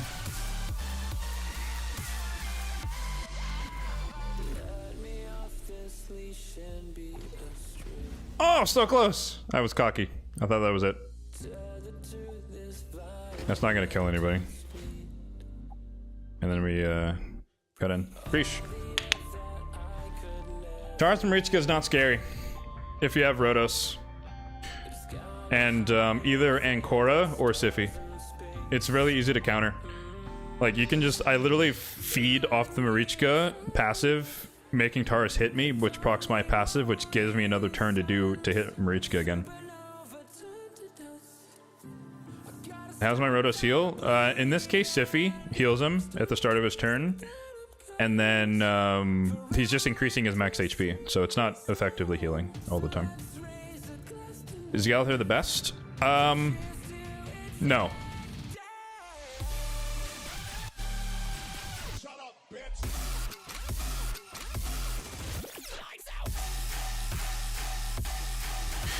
So it's a hot take, but I think Galathir is overrated.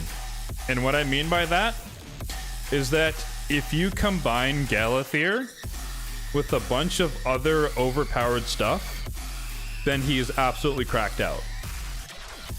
But it's not because he's so good, it's because he's surrounded by a bunch of overpowered things as well that makes it worse. But in isolation, as we've seen many times, I have Galathir alone and he just gets killed, right? Like, it's not the end all be all. You change forms and you strip buffs and you place block active skills and they have stone skin, nothing happens. So he's strong, but in isolation, he's not going to take over the game. He can, but it's not a given. Yeah, here's a tag team arena tournament. A day and a half. It's always tough, right? What I hate, what they do, is that they always make these tournaments go into Sunday. And Sunday is the day where I'm like trying to do the least amount of fights possible, but make them count for the most to try and keep my rank in Gold 2. So I'm gonna try not to spend a bunch of tokens because it's Saturday and into Sunday, but we'll see. You need Siphi? You don't need Siphi. Ancora works. But the thing is, you can't get cocky. So, and Ward of the Fallen helps as well, obviously. I have 6-star Ward of the Fallen, so he's protected a lot from damage. Or the damage is reduced a lot. But you need to know how many times you can do that before you actually die to the Taurus. That's the key. I don't hit Marichka like 6 times, you're gonna die. Because eventually he's gonna do enough damage. But like I know I'm good for 3 hits. But it depends on how much health she has left. In that case, because I did so much damage on the first hit, I knew I could just kill her, and then I would get 2 extra turns. One from the passive, or sorry, one from the A3 granting extra turn, and then one from Taurus hitting me. So then I knew, like, all right, that means I can kill Wukong, and then I can kill Leo in 2 turns. And then I knew that would cycle me back to the A3, so when I kill Leo, I can lower Taurus. My thought was that I'd A2 Taurus with Rhodos, and then I would kill him with Narses. We just happen to not have enough damage. But like, literally Rhodos would have ended the fight entirely. Well, that's scary.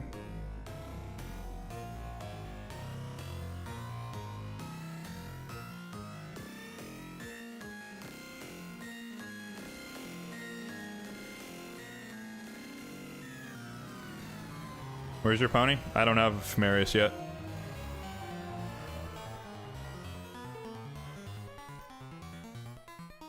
I'm fairly confident that we lose this no matter what.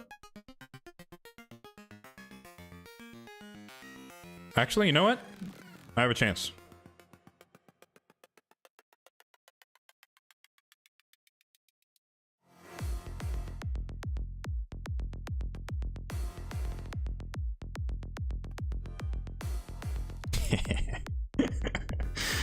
Alright. There's no polymorph so far. Double bombs. Let's see.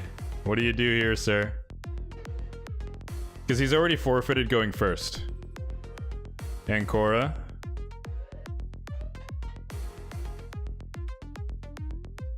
Who do we ban here? I gotta be smart. I'm trying to make sure that no one can steal, no one's gonna decrease turn meter, right? Yeah. It's between these two. Who has higher resistance? You, because you have 5-star blessing.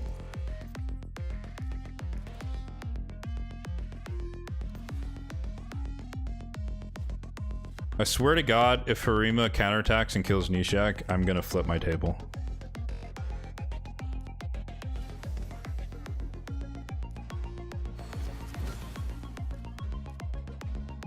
Please don't weak it, Duchess. Okay.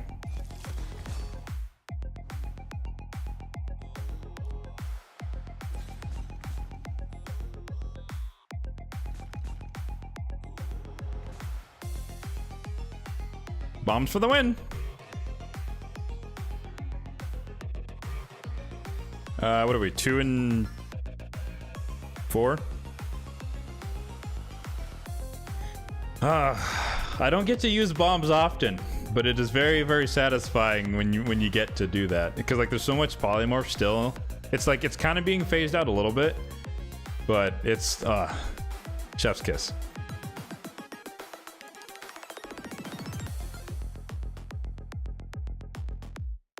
Alright, we're gonna hide the Galathir this time. We're gonna fight speed with speed. Thing of beauty. Yeah, I was a little worried when the Duchess resisted the second Nishak bomb. But I know that my Nishak has a ton of attack. What on earth is this? Is this silver? Is this 6-star Toggeron that can join? Okay, so that's a speed champion. So we're going blow for blow here, speed for speed. And he has the Wukong and the Armons. I'm still going to ban the Armons, but now we can threaten with the Tormund. But we're going to hold off on the Tormund. Or no, because I want... No, I have to pick Tormund because I that's the problem. Whenever I want to play Rhodos, I can't pick him early because then they just pick UDK and he's done. What's up, Yobi? How's it going? Yobinsky? Yobinsky, my bad. That sounds like a very Eastern European name. Ooh. Interesting, interesting. See, this is where I have the problem of I don't have another nuker with a speed aura. So I lose my Arbiter here, he goes first, and we get bombed to the ground. And the bombers are in stone skin. There's not much we could do about it.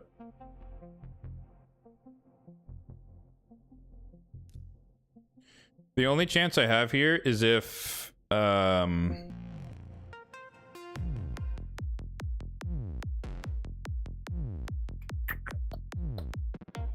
think we have to let Armons... Oh, I'm 3 and 3, you're right. I think I have to let Armons through here. I can deal with 2-turn bombs. I can't deal with 1-turn bombs. Yeah, we lose Arbiter, that's a given. No, I can't ban Toggeron. I guarantee you that the Armons is faster than my Arbiter. I cannot win speed races in live arena. Everyone's too fast. My Arbiter is like 370, and I get outsped all the time by Armons'. It's insane. The thing is here is that we have Sify. So unless he decides to sheep Sify, which he could do, No, he gets rid of Torment. Yeah, that's what I thought. As long as Rotos gets a turn, which is guaranteed, then he gets cleansed. And it's a 2-turn bomb. This is A1. A1's Rotos. Push turn meter back. Oh, he wants to... Why is he pushing her turn meter back? And I just woke up Rotos. That was even dumber. Oof. You fucked up, buddy. He had me a little bit there, but he just kind of ruined it for himself. Yeah, I'm like, if you wake up Rotos, he gets cleansed. That was the whole plan. A2, yeah, the A3 on Wukong is a mistake there. You don't... I'll take it. That was the plan, though. I was like, you, at some point, Rotos is going to get a turn. You have a 2-turn bomb. It's going to get cleansed. Like, it can't blow up. If I left Nishak in, it would have been a problem. But I'm not afraid of the 2-turn bomb. Oh, yeah, Torment just screwed him there. He woke up. So that was the other thing, right? Because he broke Torment out of the sheep.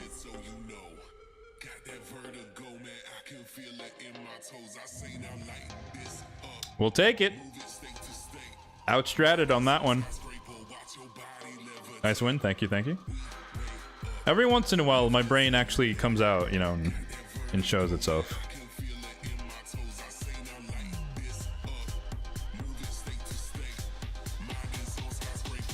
Ooh. All right. Let me just turn around and bend over now, boys. Oy, I hate Shuzhen. I have to ban her. There's no point trying to fight the speed race. Not with the Shuzhen here.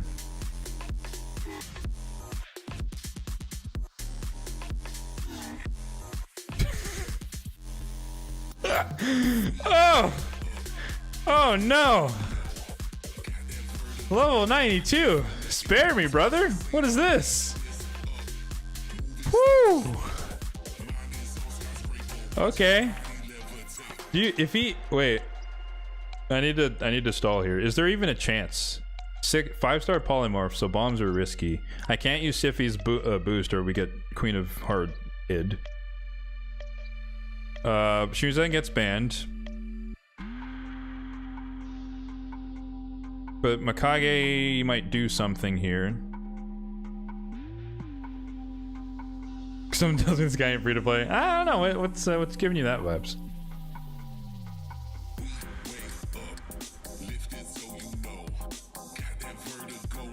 We'll try this. I don't think I can win this, especially since he has whoever this is too.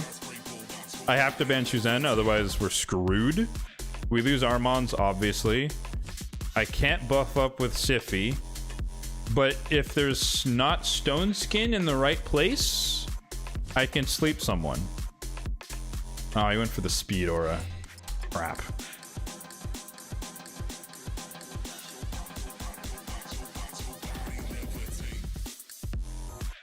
Yeah, like I said, like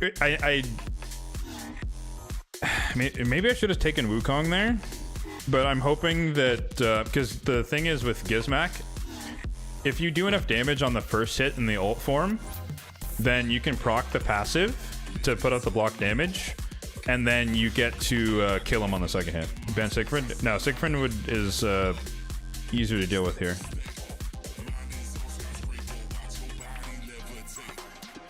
What does she do again? She does buff strip, True Fear, which Siffi might be able to counter.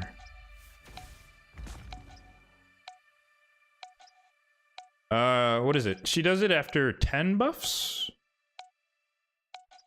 Right? So I'm... Actually, no, it doesn't matter. Let's just turn meter boost. Damn. Buff strip, True Fear. She's in Feral. Oh, she's got ally attacking. Shit! Ah, reaction failed me. Damn. Okay. So in that case, I can't let Mikage get into the turn because she's gonna cleanse, so we're gonna go for the provoke. Never mind, we don't even kill Mikage. That's... Oh, we have decreased defense! crap. And we're dead.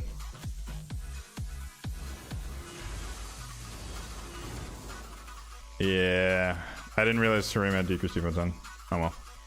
Dude, we'd have a chance in that one. Who's kidding who? The thing about like, I'm less afraid of a Siegfried than I am of a Shuzen. Shuzen is like 500% chance I'm never getting a turn. Like, it's guaranteed. I don't get a turn. Every time I've gone against her, I literally don't go. She just laps you so many times. Like, the turn meter pushback, decrease speed, increase speed, and then instant turn. I just hands off keyboard, hands off mouse. That's my experience with Shuzen, so I never let her through. I wasn't afraid of Siegfried, though. Well, so, in hindsight, what I should have done there is... I guess I should have just A3'd with Harima. But I didn't... I thought she was gonna go for the AoE. Or the buff strip fear. I didn't think she was gonna go with the ally attack. So that kind of threw me for a loop there.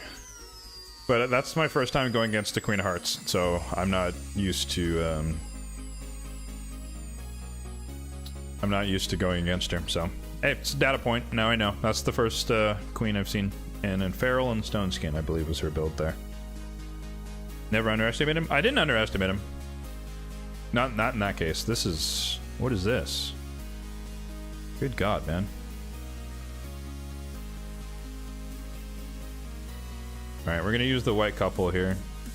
Because... So, the reason I whip out this duo... fuck me. Okay. It's like, when they have double CC, then I try to run Ancora. There's no way to win.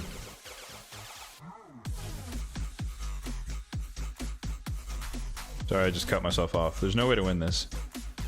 Armands will keep us locked out forever. Except he can't stun. And Commodus will just murder us. I need to... let me just pick Rotos. I have to ban Commodus here or we just die. The saving grace here is that we have the double couple going on. So I was gonna say, yeah, he bans Ancora because he wants to be able to stun Narcisse. But we have at least the Rotos, who is a little bit more protected. And it's only Odin as the nuker, which means that he cannot kill a Rotos. Let's actually use the HP aura in this case. Resistance doesn't matter. Because we're like, increase accuracy, we're gonna get locked out here.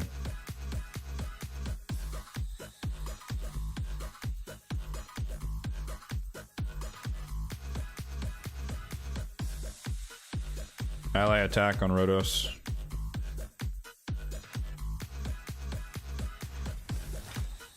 Oh, ally attack on Siphi. Interesting.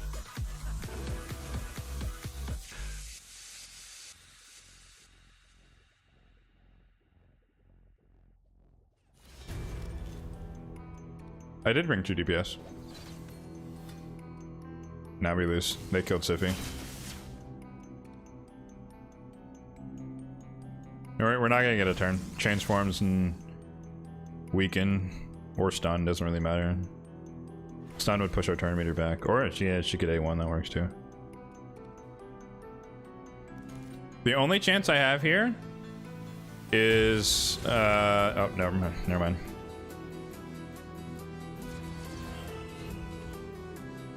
We don't have a chance.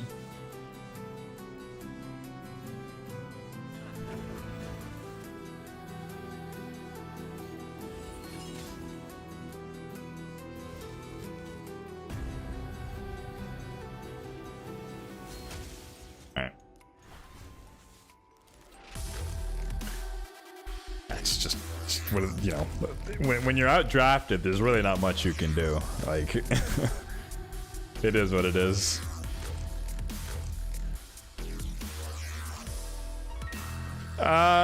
He just hit harder because the decreased defense was on. That's all it is.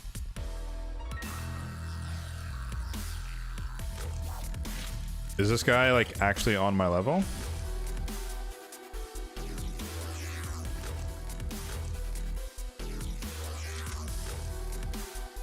Dude. Okay.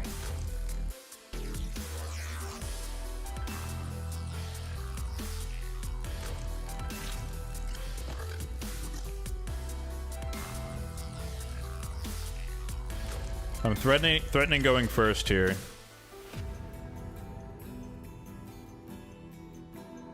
And I could ban the Duchess. How old is this account? I am over 4 years in to playing the game. Over 4 years in. Ooh. Okay. Interesting choice.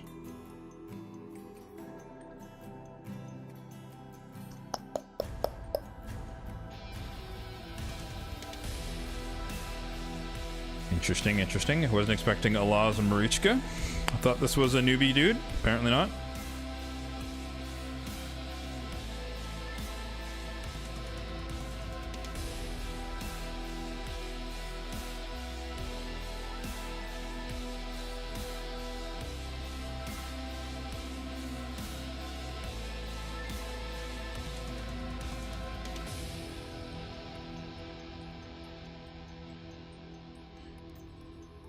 I think the draft might have screwed me here. I don't know what I expected, but the block damage duo there was not part of the plan. This really depends. Who's in Stone Skin? Everybody. Excellent.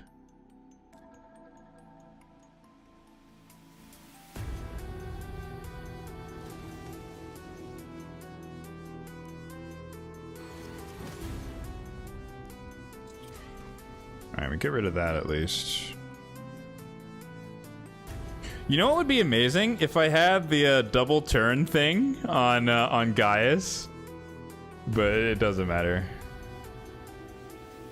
We can just do this just for S's and G's. And see if she actually cleanses it.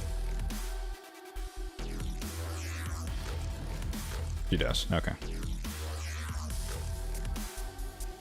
Rondo, what's her build? She's in, we just died again. We died to Alaz as soon as he gets his turn here.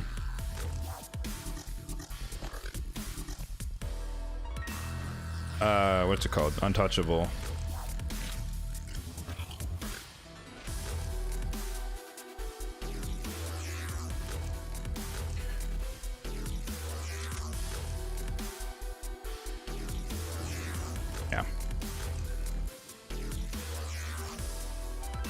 Yeah. I like with the Duchess Marius Wukong did not suggest to me that he was sitting on a Marichka. Like when you start with 2 free-to-play champions, I'm not expecting you like that's. I mean, props to him. He hit his course very well there. So I indexed into bombs too soon. I guess I could have banned Marichka, but then like we're at serious risk of polymorph. And then just we don't place any bombs. Oh well. 4 and 6, I believe. So Under was victorious today. Resistance? She's not built with resistance. The Ronda, she's not built with resistance. It's just for the immunity buff. The idea, which has not really done much in practice, I admit, but the idea is that her turn meter cannot be decreased when she hasn't taken a turn. And then when you combine that with going against an Armans, she can't be stunned. That's really unfortunate that he stole block debuffs. Okay.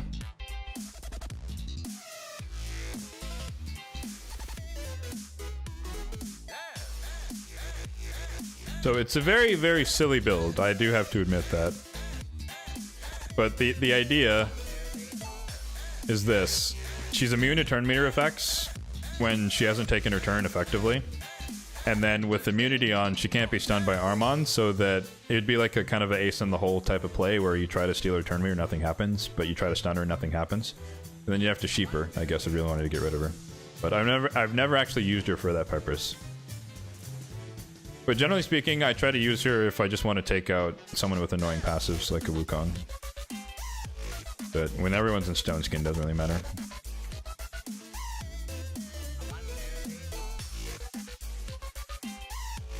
Jesus. All right.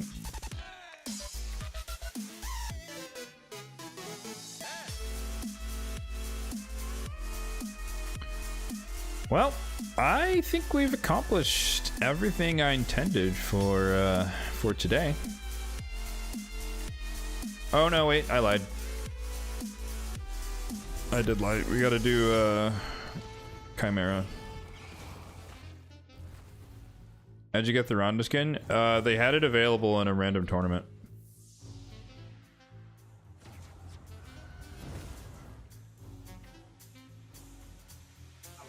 Champion training or something.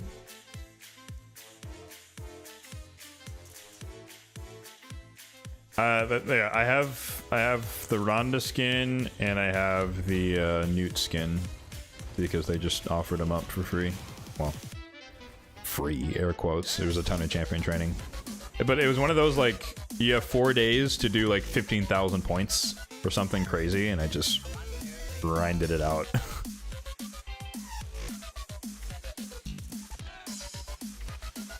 All right, we'll do one Chimera run on brutal because we got our new upgraded relic relic upgraded champions.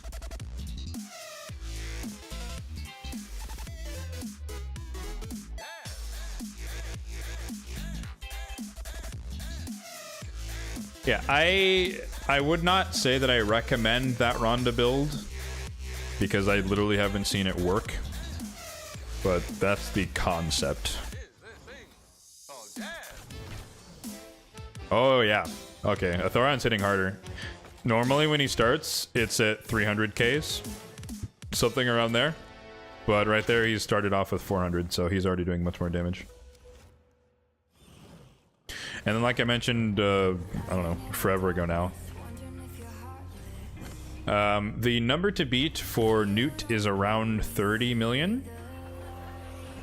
And so Ninja just has to beat 30 million and he is superior to Newt in this fight. Just because Newt has so many weak hits on the ultimate form. Ronda has no ignore defense? Correct. She's not in Savage.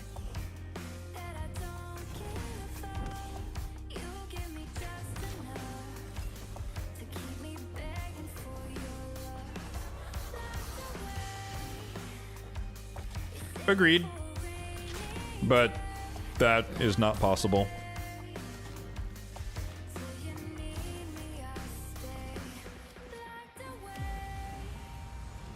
I don't use her much.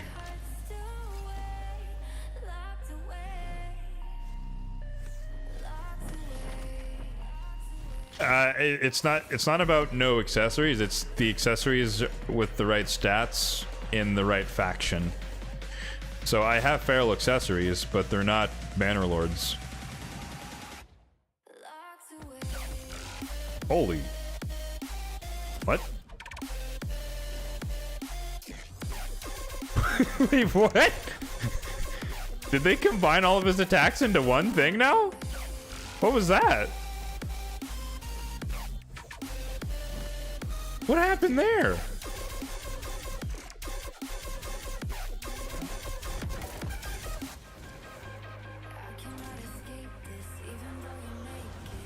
Okay, I'm very confused as to what that was. We'll take it, I guess.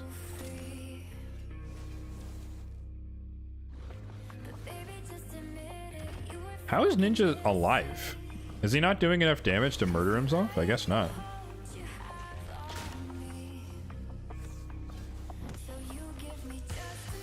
$29K. Has he not hit War Master at all? Because War Master usually just kills them. He's holding on. We'll take it though. It's good for trials. We did this one already. We did this one. If he gets in one more attack, we get 3 trials here. Oh, Thoron's dead. Oh no, he doesn't have it yet. Oh!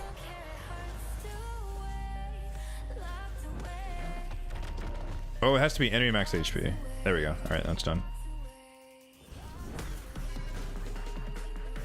Wow. That's good. I've actually never completed this trial here. So the next time we get to ram form, we might actually... Oh. It might actually be possible to block 4 more stuns with block debuffs. Sweet.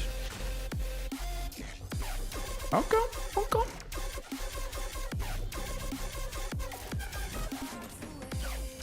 I would love for this to be my team for pushing greater. 500k, he's ramping up. He started off at 430. I guess cruelty from Nekmothar is taking effect as well. And then obviously Ninja's ramping up damage over time.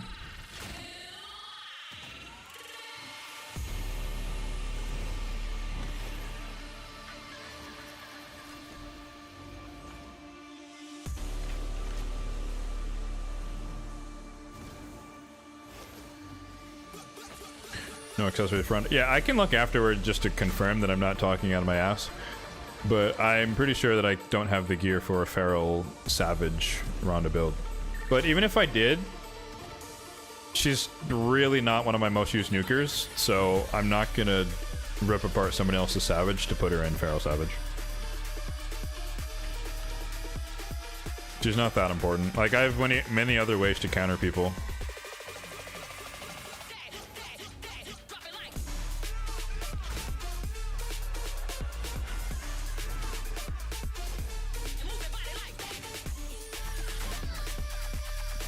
Like that last fight in Live Arena, I knew I was going to lose, so I was going for a Hail Mary approach to buy time and hope they weren't in Stone Skin, but they were, so it didn't really matter what I did.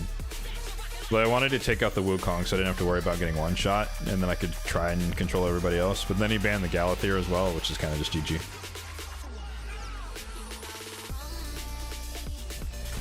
This is the one with Leech, right?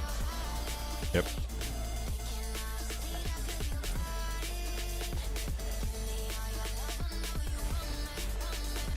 I don't think this team has 5 unique buffs across the entire team.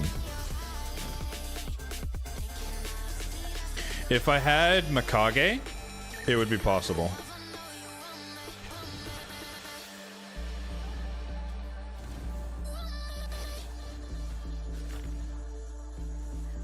So it's just like, that's the thing about trials versus damage and whatnot, like it's all trade-offs.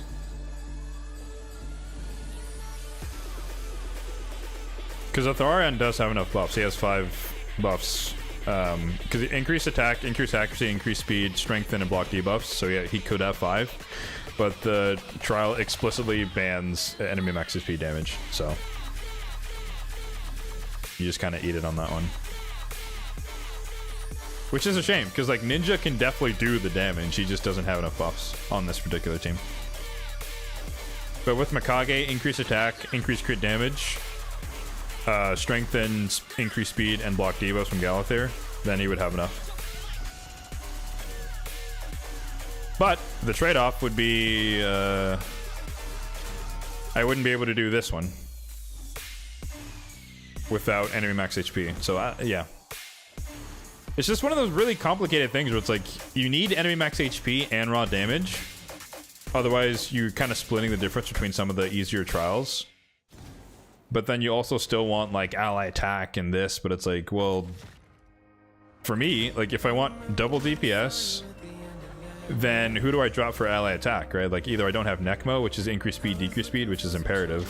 You drop the debuffer, which is imperative, and you need a healer, cleanser, reviver, otherwise your team's just gonna wipe on ram form. So I don't know. Yeah, I think if you're running Mikage, you have to run a soul DPS. Which means you're forfeiting the enemy max HP or the raw damage one. So, it is what it is.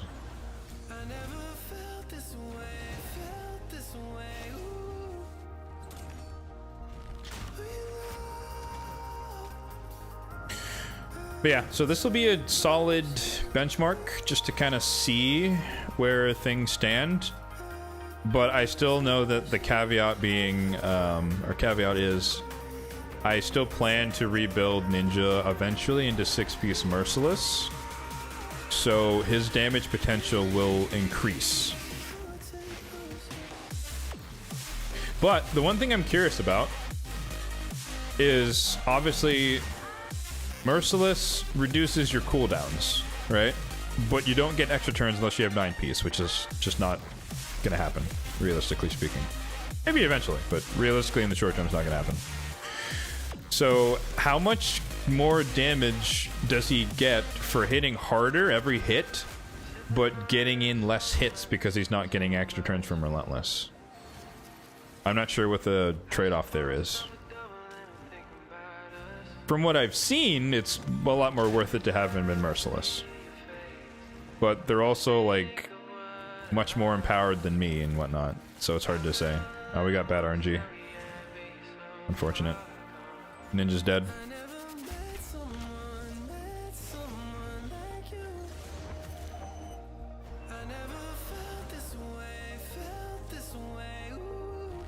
Wait. Oh, she blocked Nekmo's revive? I'm surprised by that, actually.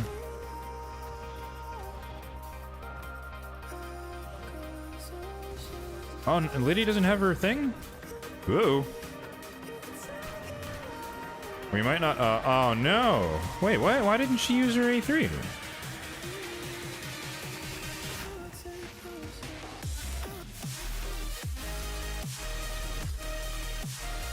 Okay, that's weird. I don't know why she didn't use her A3 earlier.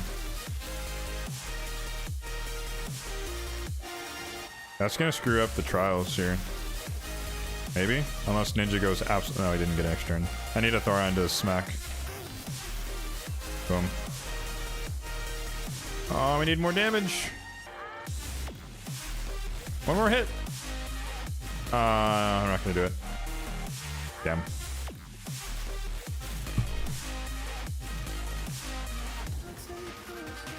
I need a protection set, cleanser, reviver, champion. Which is why, like, Elva Autumnborn is really, really hot on my list. Like, yes, technically speaking, I could swap Galathir into protection and hope for the best, but again, I don't like gear swapping, because, like, am I just gonna spend silver every single week to swap gear back and forth? Like, we don't have that many reset tokens and whatnot.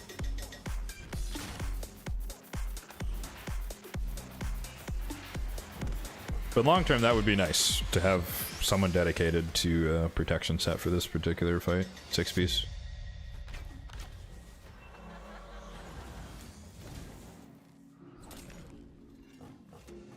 Unfortunately, that does affect the damage output potential because we should have been at 7 trials or higher, maybe even 8.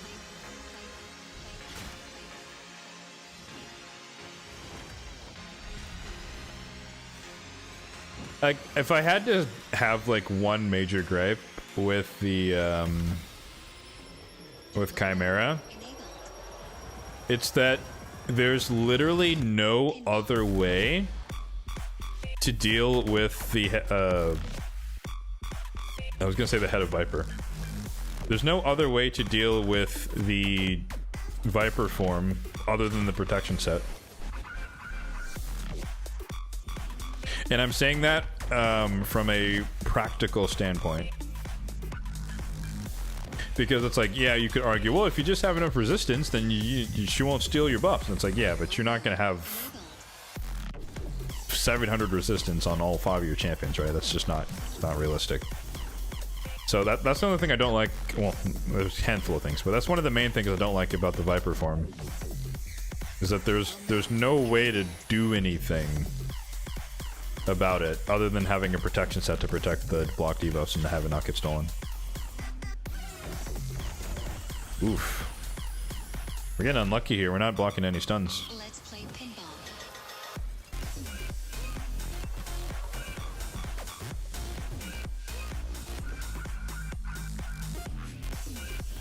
Darn.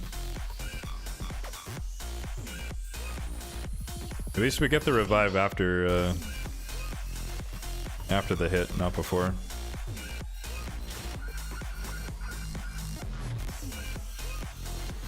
I also think that like talking about improvements, I think they need to rethink the ram form.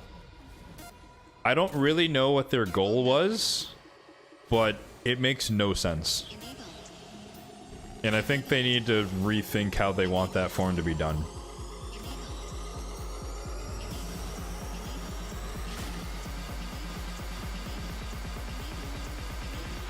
Because what I find interesting, right, if we're just talking about how they've been developing content over the years, most recently, they seem to really not want people to hide under block damage and unkillable, right? AoE.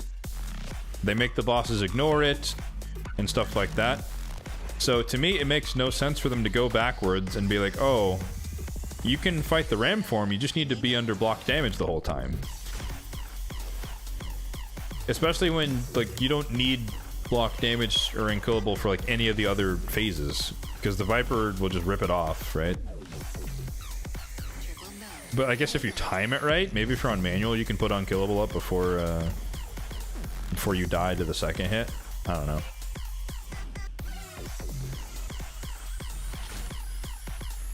Or it's like the damage reduction or the damage reflection goes away when you put fear out. Oh my god, I almost killed him.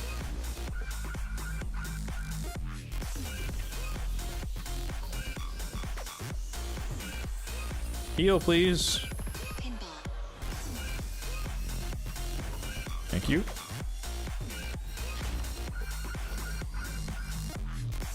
Like, I think that would make more sense, right? Like, if you say, okay, you reflect damage if you're not under fear.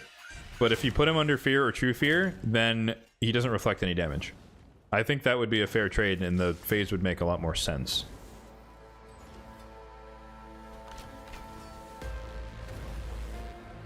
Because I think the way it works now, right, is that, like, when you put fear on him, he takes full damage. Or whatever, like, the damage reduction goes away, but, like, you still murder yourself. So... you know, what's the point? It's like, cool, I did more damage, and then I died. Because I did more damage. It's counterintuitive.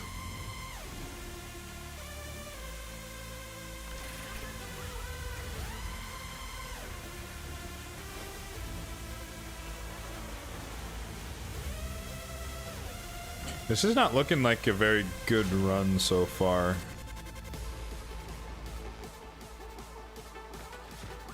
Ooh!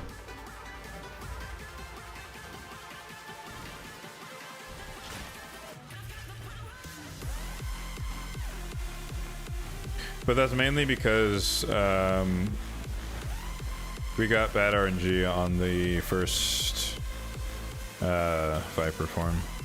So I'm probably not going to keep this key, but I still want to see how Ninja's damage compares.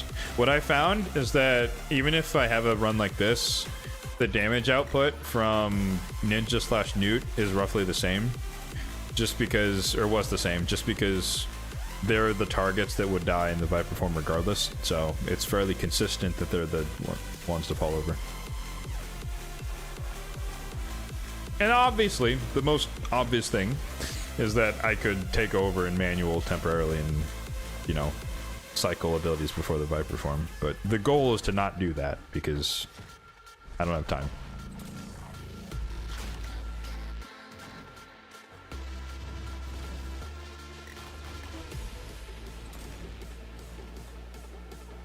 I was like, is this Stonebank? It sounds like Stonebank.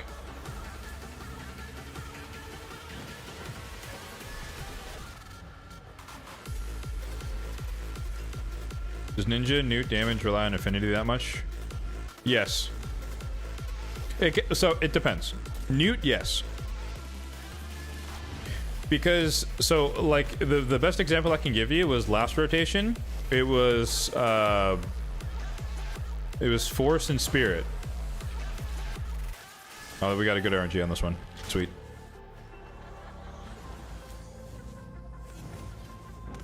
The last rotation was Force and Spirit, right? And I ran the same combo of Atharion and Newt, and Newt blew Atharion out of the water, damage-wise. Like, they're still my best 2 DPS. Oh, shit. Oh, we didn't lock him out. Damn, Ninja's dead. Dang it, that's unfortunate. Now he won't come back. Damn. I thought we were gonna take enough turns. I really hate the block revive as well. I think that's really dumb. But yeah, so they were Newt 1, and I found out that essentially whoever can do more damage on the ultimate form is gonna win the DPS race because of the ram form being in existence, where you have what, 1/5 of the fight where you basically do 0 damage, comparatively speaking. Like obviously you do some, but comparatively you do 0. And so Newt was positive affinity on the ultimate form, and Orthoron was weak affinity, and he was weak hitting like crazy on the ultimate form, and Newt was just wailing on him. And then they'd flip it for the alternative forms, and Newt was winning DPS. But you flip that around, now we have Magic and Spirit, and a same team, random side by side, and Orthorion blew Newt out of the water by like 10 million damage. Because he's, again, not weak hitting on the ultimate form. So it does matter, but in my opinion, enemy max HP still beats raw damage, but that's with my current builds. I think if you have, again, a super cracked out, merciless something combo champion, then they're probably going to beat me.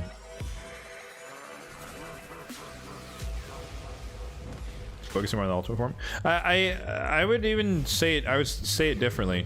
Just test it out. Like if you have the time. Like I mean, realistically, right? You have 4 weeks of every rotation, right? So just run it once. Look, take a screenshot. Look at the numbers. Switch out the DPS. Run it again, and just see who does better. This is a really bad key. I'm not keeping this.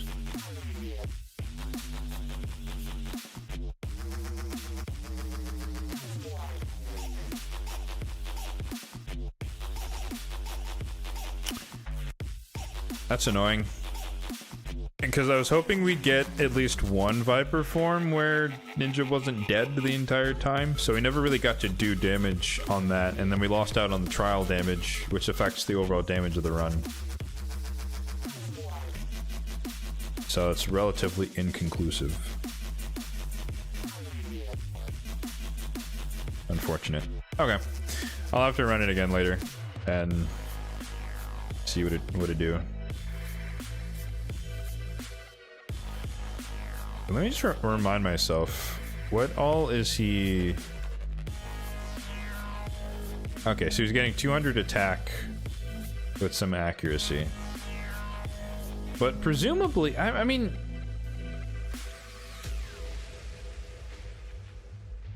like him doing 25 million... 25 million, but not doing any damage on the Viper form. Which presumably would be worth at least, across both phases, at least 5 to 10 million damage. I still think he beats Newt, but inconclusive for now. The extra accuracy is nice though, I have to admit.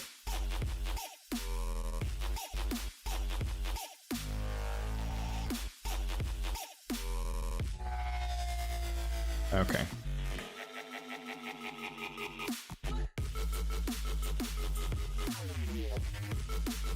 Pull up Twitch here. I think Bront is still, although he might be done soon. And this might be like one of those, raid trains. But let us get the raid going here as we wrap things up. But yeah, like I said, today I accomplished my goal, or goals. We confirmed my suspicion when it came to Hydra Clan Boss with the new changes. For anyone who doesn't know, they did change the provoking prioritization for what the heck? Oh, okay. That doesn't work. Multi-stream chat, let me down here. Let me down here. Alright, let me open up the other menu.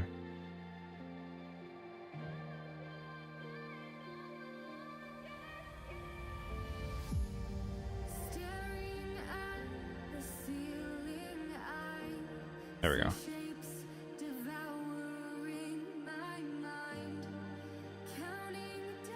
Okay, raid started. I guess the raid technically only applies to those watching via Twitch, but nonetheless, we're ending here. But yeah, so the conclusion there was that they will prioritize the Head of Decay with their provoke abilities when all 4 heads are alive, but if there's a decapitated head, they will prioritize doing damage to the decapitated head instead of provoking the Head of Decay. So just keep that in mind if you're trying to rework your teams around the AI changes. So it's better, but it's not perfect.